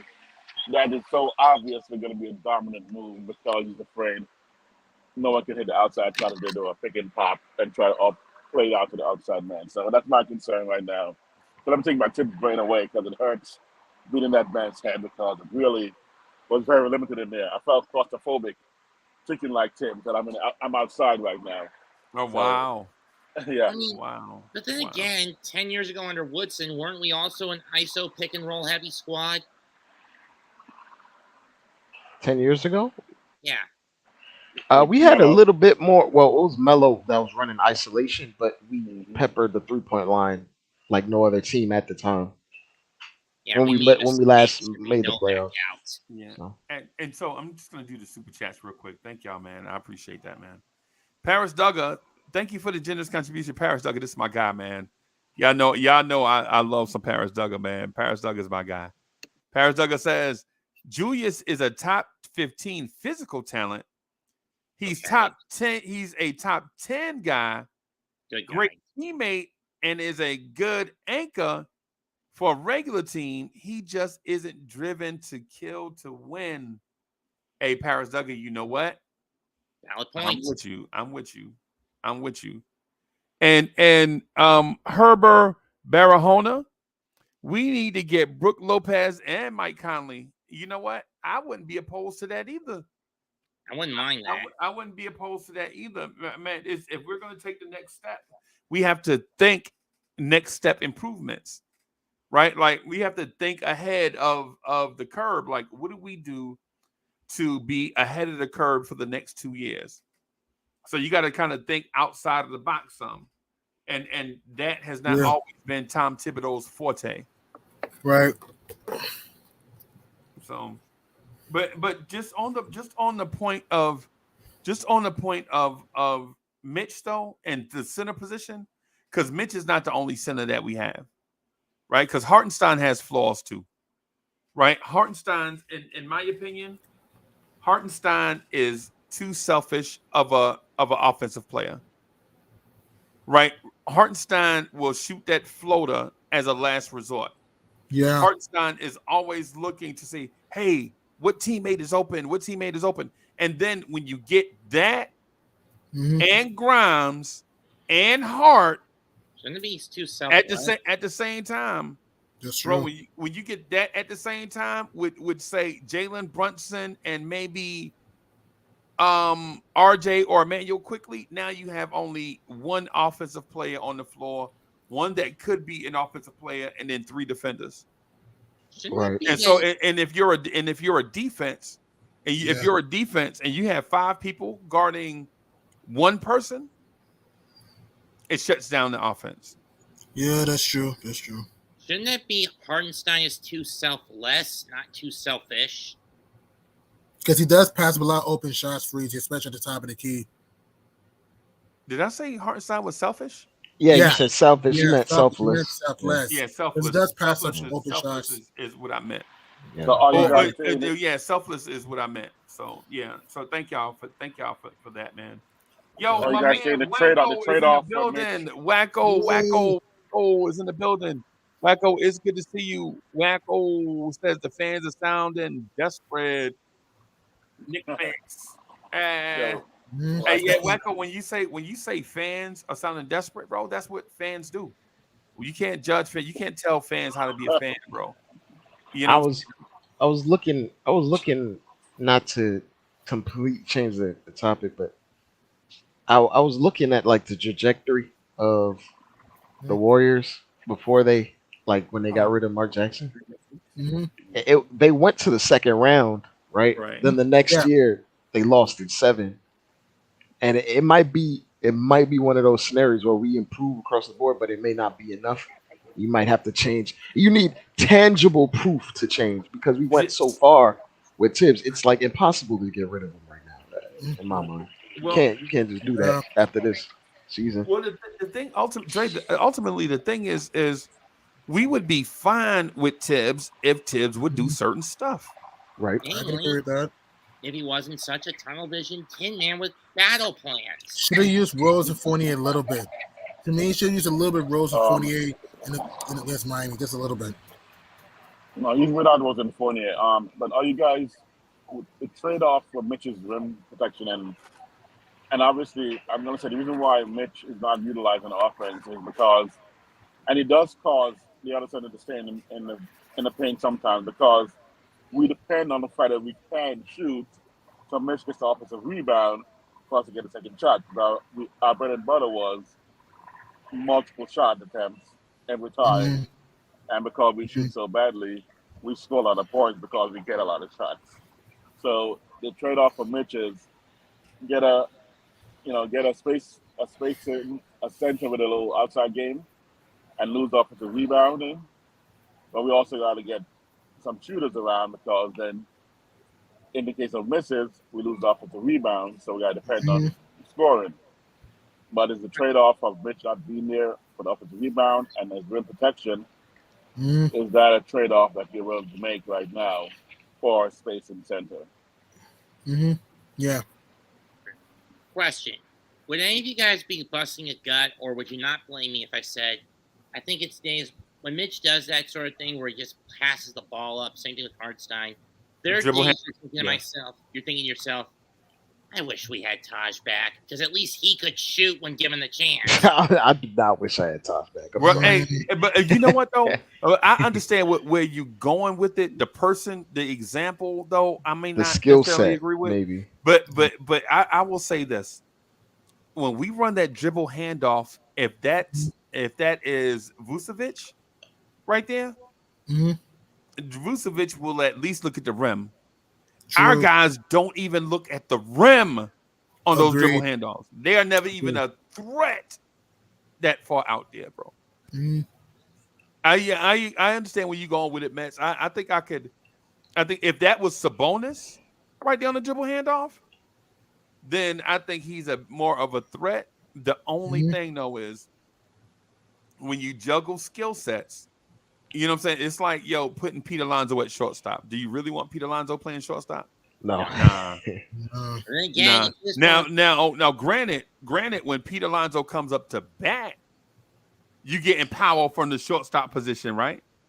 But then Pete Alonso got to go in the field and play. Now you're like, yeah, this was a bad decision. And the reason why I say that is because Mitchell Robinson, for the most part, is a defensive-minded anchor center in the mold of, say, a Bill Russell, right? He's not that defensive type guy in the mold of a Kareem Abdul-Jabbar that can do pretty good defense, but is an offensive weapon. Or Dikembe Mutombo. Yeah, he's a Mutombo. Think about Dikembe Mutombo for three. Think about what that would look like. Dikembe Mutombo shooting threes. Oh God, that would be awful, right? A bunch of UFOs and airmails, man. And broken backboards. Yep. Rim will cry every time. Yep. And so it's those things like when we mention certain things, I understand that we try to keep it in context, but every center is not going to present everything because think about Vucevic's defense at the rim. He's terrible, bro. Abysmal. Yeah, Chicago right now. Chicago. Yeah, he's a free agent. They're going to try to resign him. Yeah, I believe so. I think Bulls might blow up this offseason. I think. Hey, G Money, you heard it here first, bro. Everybody's gonna do it. Everybody except the. I think even the NBA champion, whoever it is, whether it's outside of the Lakers, the Celtics, outside of the Celtics and the Denver Nuggets, I think everybody is gonna try to make wholesale changes this summer. Everybody. Possible.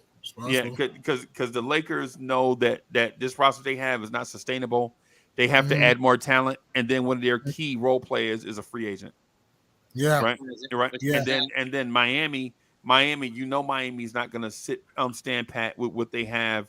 They know Duncan Robinson and Max Strus is not their cornerstone players that they want. Right, Kevin Love is also a free agent too, and Gabe Vincent. Yeah, and so everybody's going to, including the Knicks. I think the Knicks are going to be active also. You know what I'm saying? Yeah. But just around the fringes, I think the Knicks are going to try to keep their core intact. Agreed. But you're going to see marginal moves like the one that IKBM Dre. Like Dre legit has Obi Toppin at the post office right now. He don't even have a stamp on him. Oh, Dre is like, Obi is out of here. He got to go somewhere. I don't even know. Regardless. Who Go to knows? Indy. The Who knows? coordinator Maybe going to be Indy. gone in the off season, or at least Rose will be. Yeah. Rose might actually be back as a vet minimum guy, which is it is what it is. Hey, salute to Rel. I don't want to change subject, but I'm going to last hop year. out. Later, Freezie.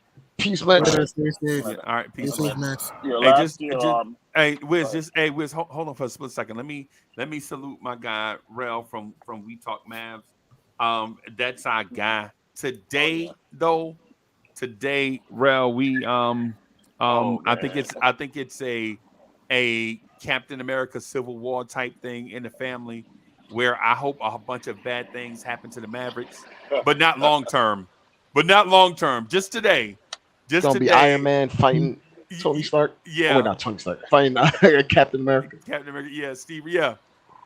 I think it's one of those things that I hope ill will on the Mavericks franchise all day long. But then after that, I hope they get a ton better and wish them success. So shout out to my man Rel. Oh man, they must be anxious over there, man. Rel, I feel it for you, man. Last year though, Freezie, I mean, I know it's a little off topic, but last year we were talking about Rose not talking to the fans and not making an appearance, and then they made a press release, and I called the most bogus, deceptive, bamboozled, hoodwinked, without a straight press release ever. Okay. When you said to us, we have for the next 7 years 11 first-round picks and 11 second-round picks. And right now we have 0 picks. I'm not talking about 0 first. 0 picks right now for this draft. I think we're a second rounder to get us another kills. Think we're gonna either buy one with cash or something, or we're gonna get something. Yeah, the second round pick thing is we can buy second round picks, bro. Right, I know, but the fact that we have 0, and then next year, again, we have 2. If we don't get the Dallas pick this year, again, conditional picks, right? Restricted or protected, and 2025 not protected. And I Bucks said and last Wizards. year, all of our picks, if Freeze's dog was GM, 7 of them would still be intact of those 11 because they were the fault our picks for 7 years. So when you said 7 years, it meant 0 to me, except our history of trading away first round picks. Didn't happen this time. But doing nothing, we had 7 picks. The other 4 protected picks were so unlikely to convey, except for the Dallas one, that I was like, it's still protected. I'm not impressed.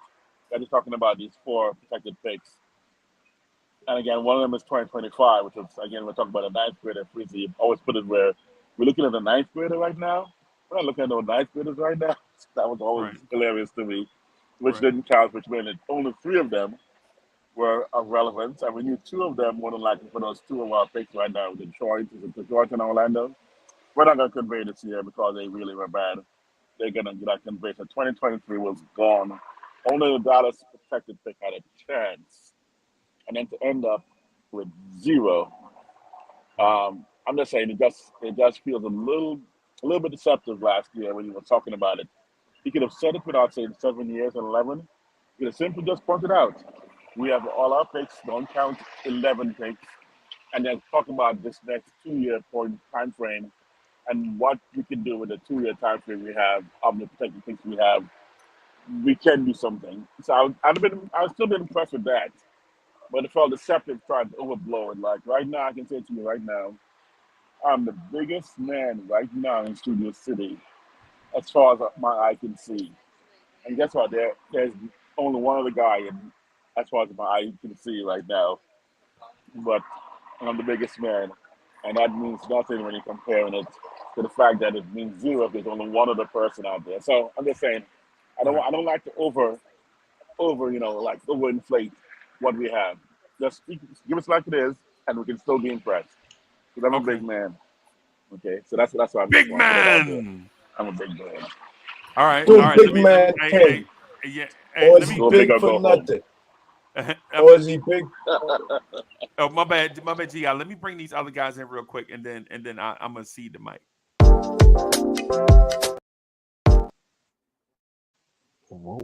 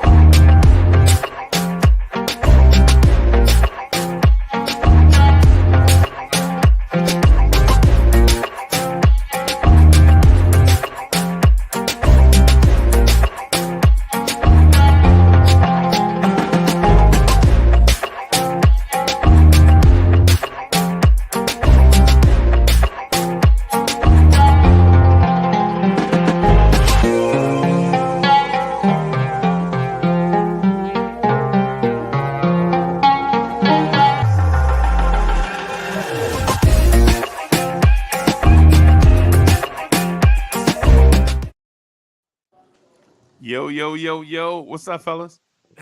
What's good, y'all? Jeez. Yo, hey, so when y'all were backstage, Gi was about to get into his bag about something, and frankly, I hadn't heard Gi really in like a week or so. Gi, let me first ask you this though, Gi, what's going on with Knicks freestyle? We rocking and rolling on Wednesday? I'm game. Bim, oh boy, oh Bam. boy. Okay. All right. Bam. My bad for cutting you off. You know how superstars are when you have them waiting backstage, Yo, right? those were some dope intros. I would not. The hard part is I have to come after those intros. So I really don't have much to say other than I'm an extremely happy Knick fan, and the Super is real. Their future is really bright. And you know what? Rose and them got us here. I don't think that they brought us this far to abandon us because t- uh, uh, Phil Jackson's plan. It was kind of pieced together. These guys playing look like it's over a 5-6 year haul, and they look like they really know how to move an organization. I'm on board right now, and I don't know. Players may get moved, players may not get moved. Leon Rose does have a plan. Nobody gets us from where we were 3 years ago to here without a plan. Wacko in Brooklyn, thank you for the generous contribution. Wacko says RJ, Obi, quickly, Fournier, 2 firsts for Karl Anthony Towns and Prince, Torian Prince. Oh, I thought that was Tayshaun Prince. Yeah, I thought it was Prince in the Revolution. Danny, what's good, bro? Everything's good, Freezie. How you doing, buddy? Hey, man, I'm scratching and surviving, brother. I hear you. I hear you, bro. Surviving. Doc Rivers got fired, huh? Yeah, you knew that was coming, bro. Shout out to Glenn Rivers. Shout out to Glenn. Yeah, man. And Wacko, thank you for the generous contribution. Wacko says Brunson needs a shooter at the 5. Cat this summer. Them. Yeah, man. Freezie, isn't Cat the same as Randle? I don't his know. playoff statistics have a similar drop off. Not as steep as Randall's, but it's not the same as his regular season. Yeah, but I think you got to use some context though. Yeah, with the Karl Anthony Towns thing, because they always have a bunch of flaws, but they overcome their flaws with talent. Like Anthony, at the end of the day, Anthony Edwards could just jump over the top of somebody and dunk. Right. And at the end of the day, Karl Anthony Towns can just ISO. He could just get Mitch on an island off the perimeter and either shoot the three in Mitch face or go to the rim and dunk it. Right. Regardless with the coach and all that stuff, regardless of that strategy, right?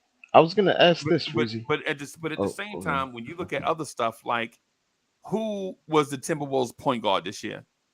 And who's the point guard every year that can't mix the playoffs? And I can almost guarantee that it's a different player every time. I was gonna say to his point, Brunson averaged 30 this playoff. Does he actually need a shooter at the 5? I think Brunson would benefit from more wing players than a shooter at the 5. Yeah, I agree. Like he averaged 30 without a known spacer. Without wings, without consistent wing shooting, without a shooter at the 5, he averaged 30 against the Heat. Right. It might be one of those things where you probably need more of a wing than anything to pair with Brunson. In my mind, at least from what I'm seeing in his skill set. Right. And Justo11 says, thank you for the generous contribution, Justo11. He says, Julius Randle for Corey Kispert and Denny Avdija, and that pick was a good idea. He's referencing a trade scenario from last night that we made. Randle for Corey Kispert, who's a shooter, Denny Avdija, who's a wing defender / playmaker, and their lottery pick for Julius Randle. Right. And Wacko says, thank you for the generous contribution. Wacko says, Brunson, Grimes, Prince, Randle, Cat fits together in his opinion. Prince? Torian Prince? Yeah. You could get Torian Princes anywhere. Unless he plays against the Knicks and just drops 30 or something. Yeah, he just gets scorching hot, go 8 for 8 from 3. Yeah. Like, dude never dropped 30 in 5 years until he faced the Knicks. So, although we keep Go ahead. okay, are we making proposals or thoughts about trades and moves with this front office that's very risk averse? Are we going to do it as wishful thinking or realistic moves that this front office may or may not do? They're so risk averse, and the fact that we made it so far, that they, after that last transition of 40 and Kemba, are going to be. I think they will. So for one, right now. I said that about 2 years ago. I want to restate that or clarify that. I think this front office is mistake averse, which vicariously bleeds into their thinking, making them risk averse. Right. Right. Like I don't think they're risk averse for the sake of losing assets. I think they're risk averse because they don't want to make a big time mistake, knowing that it would take years to correct that mistake. Right. You know what I'm saying? So if they make the huge move, I think they would like say for instance, if a Giannis move is out there, they're not going to back up from that Giannis move because it's risky. Yeah. You feel me? So yeah, I think they're mistake averse. I think they don't want to pay Giannis prices for Donovan Mitchell. You feel me? Right now, what I'd like, I'm actually too much, is as we propose moves on a scale of 1 to 10, what's the likelihood this front office to do it? So when I say Cat for Randle, I think this front office would not do that. I mean, I wouldn't do it because I don't like Cat personally. I think this front office. Hey, Denny, I muted you a little bit because we had the thing ringing in the background. Go ahead, Wes. I'm sorry. I think that the front office would say, we know what Randle gives us. The known to the unknown is so dangerous for them to go for that they may actually not do it because of they're so certain of what Randle gives us, and they're so afraid of what may happen with Cat, whether it's injury or that he fails in the playoffs, or worse yet, he doesn't mesh with the team, personality, whatever it is. So I'd say on a scale of, if I said catch for Randall, I wouldn't personally do it, but if I was going to do it, I'd say this front office would be 50-50 that they will do it. I don't think it's a very strong possibility that they would do it, even if it's a straight up deal. Although that would be a good deal, in my opinion. Okay. Just to coach, yeah, I'd make a play for Cam Johnson in free agency, restricted free agency. I just would consider what position Cam Johnson plays. Recently, Cam Johnson has been Dre, has he been playing the 3 in Brooklyn? And Mikal Bridges been playing the 2? And Dorian Finney-Smith playing the 4? Is that what they're doing? Question. Or are they playing positionless? Yeah, that's exactly what I was going to say. They played positionless. Yeah, because the Knicks don't play positionless. The Knicks play static. The Knicks legit play static basketball. Like they point guard, 2 guard, 3, 4, and 5. Hey, Freezie.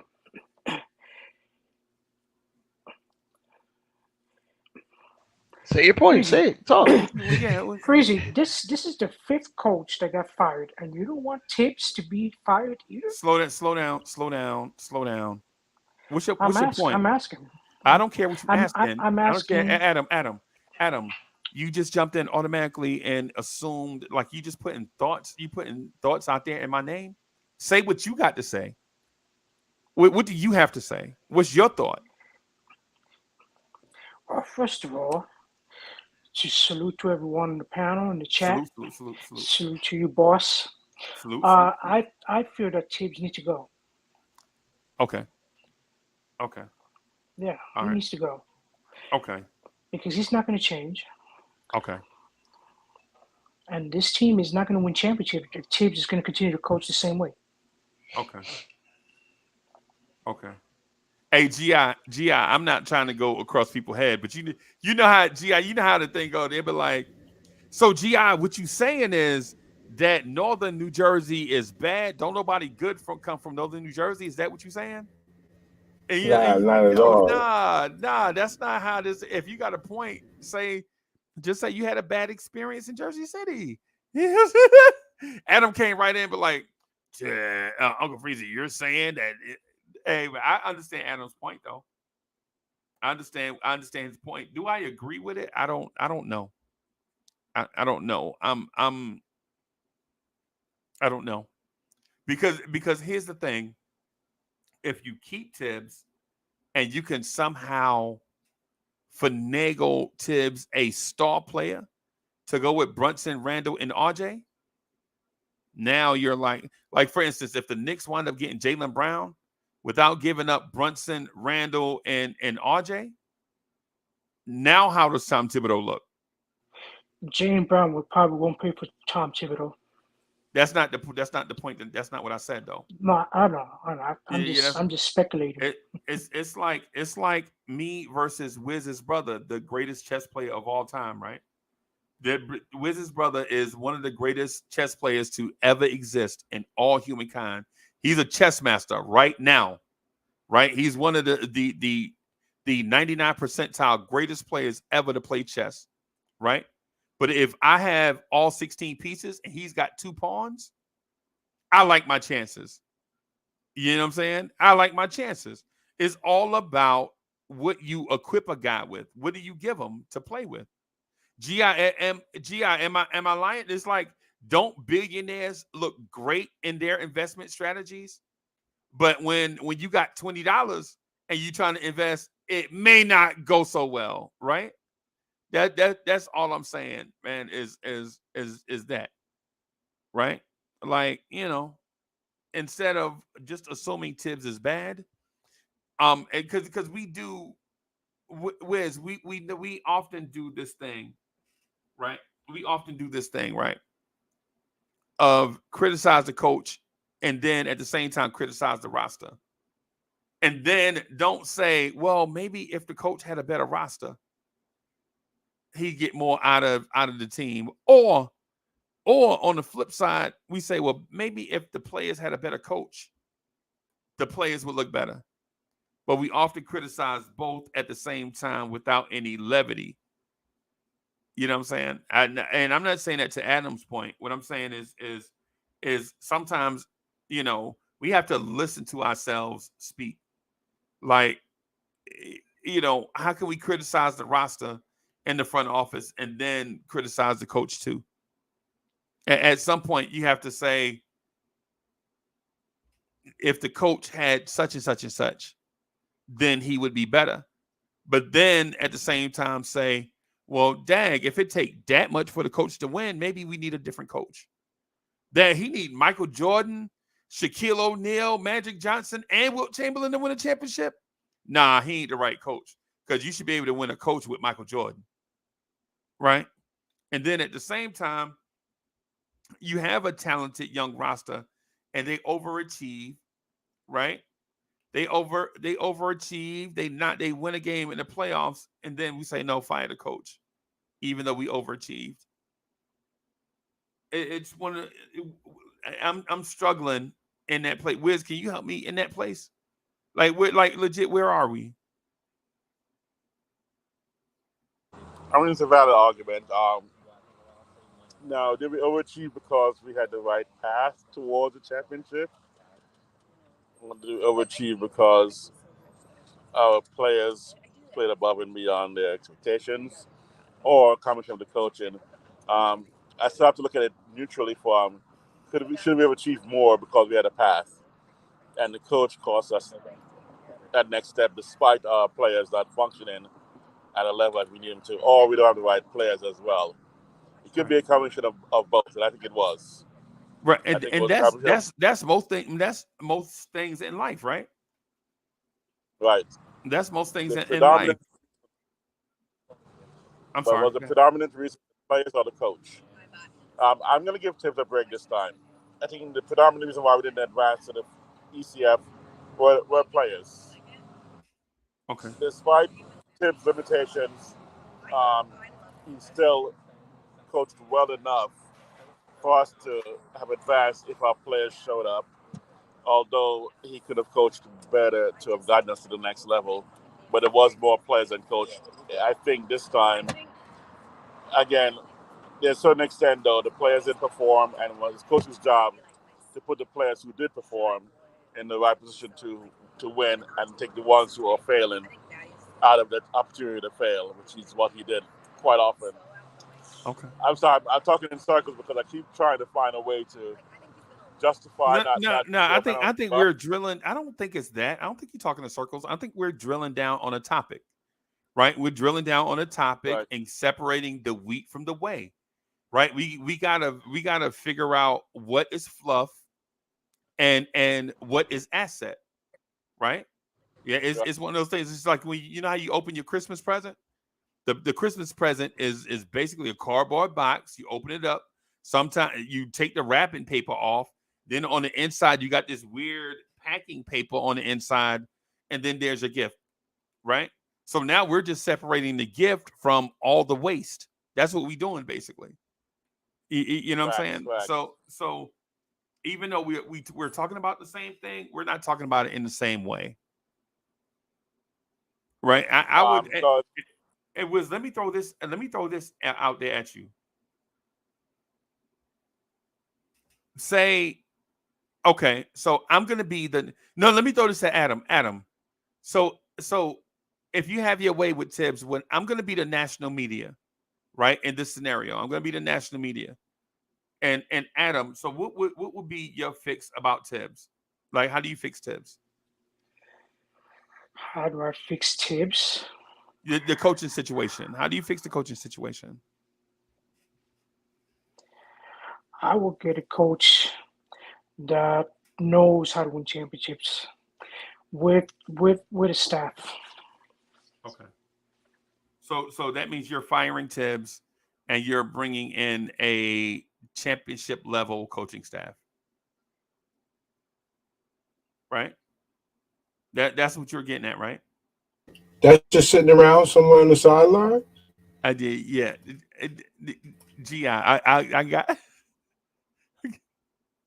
Yeah, the thing is a championship level coach, right, ready to win a championship right now was available, he would not have been fired. Right?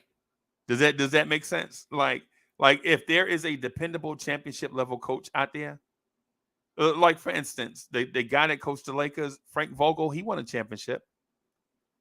He's unemployed right now because he got fired. Budenholzer won a championship, right? He's unemployed right now because he got fired. Doc Rivers won a championship. He's unemployed right now because he got fired, right? And so if you're in that mindset that you want to go get so Adam, you want one of those recycle coaches That's won championships? Yes. Yes. So you would take Doc Rivers right now. I mean, he won an NBA championship and he went to the NBA finals multiple times. That's true. When was the last time he won a title? I don't know. We know the last time Tibbs won a title was 2009. That's a long time. Tibbs? No, Tibbs didn't win a title. Tibbs never won a title. Last time the Knicks won the title, which is the most relevant, was 1973. I'm not sure what we're talking about. Anybody else winning titles but us? This is very confusing conversation. I remember asking when was the last time Tibbs won an NBA title, and I think I heard somebody said 2009. He was an assistant on whose team? On whose somebody squad? said it.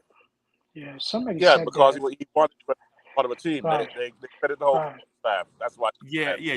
James Posey won a chip too, if that's the argument. Robert Horry has more championships than Michael Jordan. Is he better than Jordan? No. Right. Yeah, ultimately, if I'm the national media and I watch the Knicks fire Tom Thibodeau, the first thing I'm doing is laughing and saying LOL Knicks. That's why I don't understand why people think Tibbs is getting fired. They're sitting here screaming. Fans are sitting here screaming that Philadelphia they didn't win the championship. But how do they have the right to fire Doc Rivers when he never had a losing season? Tibbs has a winning record. I don't understand these people and entitlement. I would never want to work for any of these people. Any of these people cannot be my supervisor. Right. Okay, but the Tibbs may have a winning record, but the players that is on his roster are not good enough for a championship. What does it have to do with Tibbs though? If you don't mind me asking. He didn't pick them. The way Tibbs is coaching them is not good enough for these players to make it past the conference final. Okay, let me say this. Frank Vogel got fired, right? Frank Vogel got fired because he couldn't get LeBron James and Anthony Davis back to the NBA Finals. That's why he got fired, right? Budenholzer got fired because he couldn't get Giannis Antetokounmpo back to the NBA Finals, right? He couldn't get Giannis to make free throws. Right, and Doc Rivers got fired because he couldn't take James Harden, Joel Embiid, Jimmy Butler, Ben Simmons, you name it talent in Philly. He couldn't get that talent to the NBA Finals. But we're talking about firing Tom Thibodeau because he couldn't get Julius Randle to the NBA Finals. These are facts. That was an amazing analogy. That was a solid analogy. These are facts right here, right? We're comparing a coach that got fired that had Monty Williams couldn't get Devin Booker, KD, and Chris Paul and DeAndre Ayton to the finals. He got fired. He got fired. But we're comparing Tom Thibodeau with Jalen Brunson and Julius Randle to that group of coaches. I would never work for any of you people that were fired, Tibbs. Stay far away from me. Do not offer me your business plans. I would never work with you or for you. And I'm giving you a bad review on Yelp. I'm telling you, and if you sell Airbnb, if you rent Airbnbs, I'm gonna go to your Airbnb and make bad videos and say don't ever stay here again. I'm gonna destroy it. Right. So GI, so you're saying that Tibbs is not the problem. Do you think the roster is the problem? No, I'm not saying that The Tibbs is not players? the problem. I'm not saying Tibbs is not the problem. I'm saying that the Celtics have had the same core and not won a championship in 6 years, and they're not talking about firing the coaches every minute. Only reason the coaches are Right. getting fired because they can't keep their free willies and their free fans. But they're not looking to. They're getting lucky and getting back there. What I'm saying is, you guys put no very light emphasis on winning the championship. Give team Tibbs the championship where everybody sees it. You know that team is flawed. Y'all saying Tibbs fell short because he couldn't figure out what to do with Randle. You're saying Tibbs fell short because when RJ wasn't going, he didn't stop everything and get RJ going. You're saying Tibbs fell short because quickly was like a damn headlights this entire off season. You're saying Tibbs fell short because Mitch forgot how to catch the ball and finish around the rim when they really need him, and he got out rebounded and his butt kicked by Bam Adebayo. Y'all see Tibbs fell short for all the wrong reasons that it wasn't Tibbs' responsibility that he fell short. Right. And with and Wiz and GI, this is the conversation that I have like with people that I do business with, right?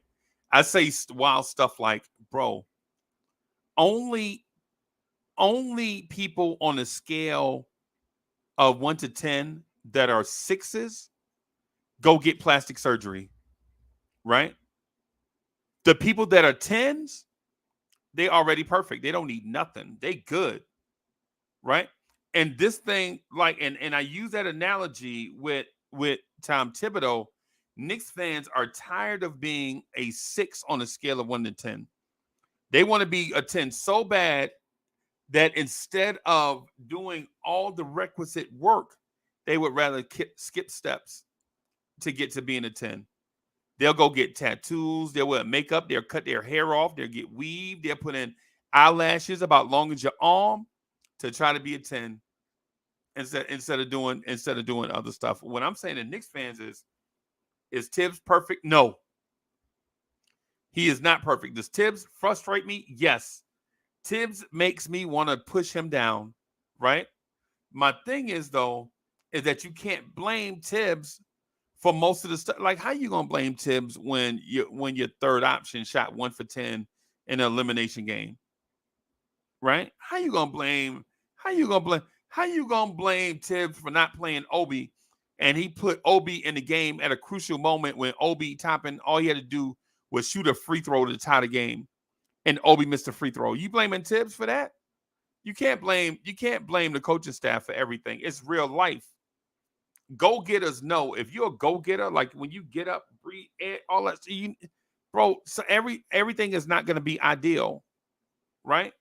Like everything ain't gonna be ideal. You know what I'm saying? You got to fight your way through it.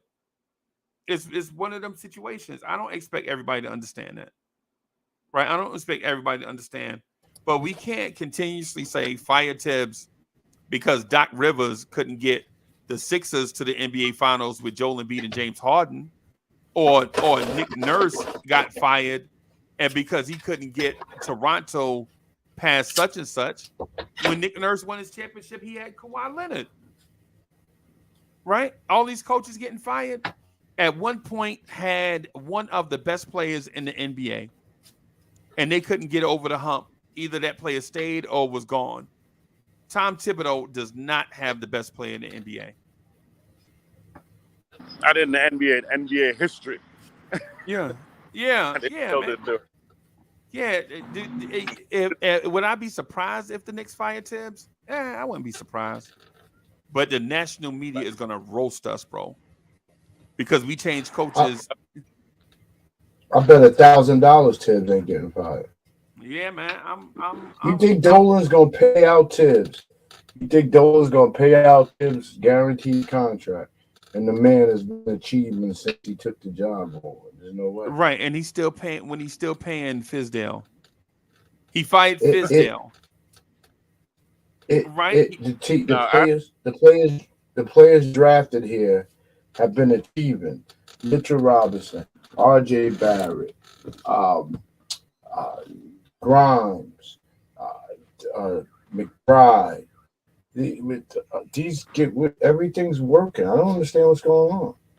We're one of the few organic teams in the league, and these guys on the fire, the process that got us here. These guys are crazy. Hey y'all. I gotta run. I gotta get out of here. I got some calls that I gotta make before I jump back on tonight for the draft lottery. Wiz, Adam, everybody, we're gonna do the pre-lottery show, man. Make sure y'all come through and hang out, chat. Make sure y'all come through and hang out with us. I just gotta get some stuff done before we do that. You know what I'm saying? I can't spend. Y'all know what it is. I can't spend all day on the internet. What time is the lottery thing? I'm not for sure exactly. Yeah, I was looking on ESPN. I didn't see anything of the draft lottery coming on TV. Right. It's definitely coming on. Just check your local listing, and then plus we are gonna be on. So when we come on, we could probably put a link or something in the chat so that we can watch it together. But anyway, I'm out of here, man. I'm gonna holler at y'all later. All right, boss.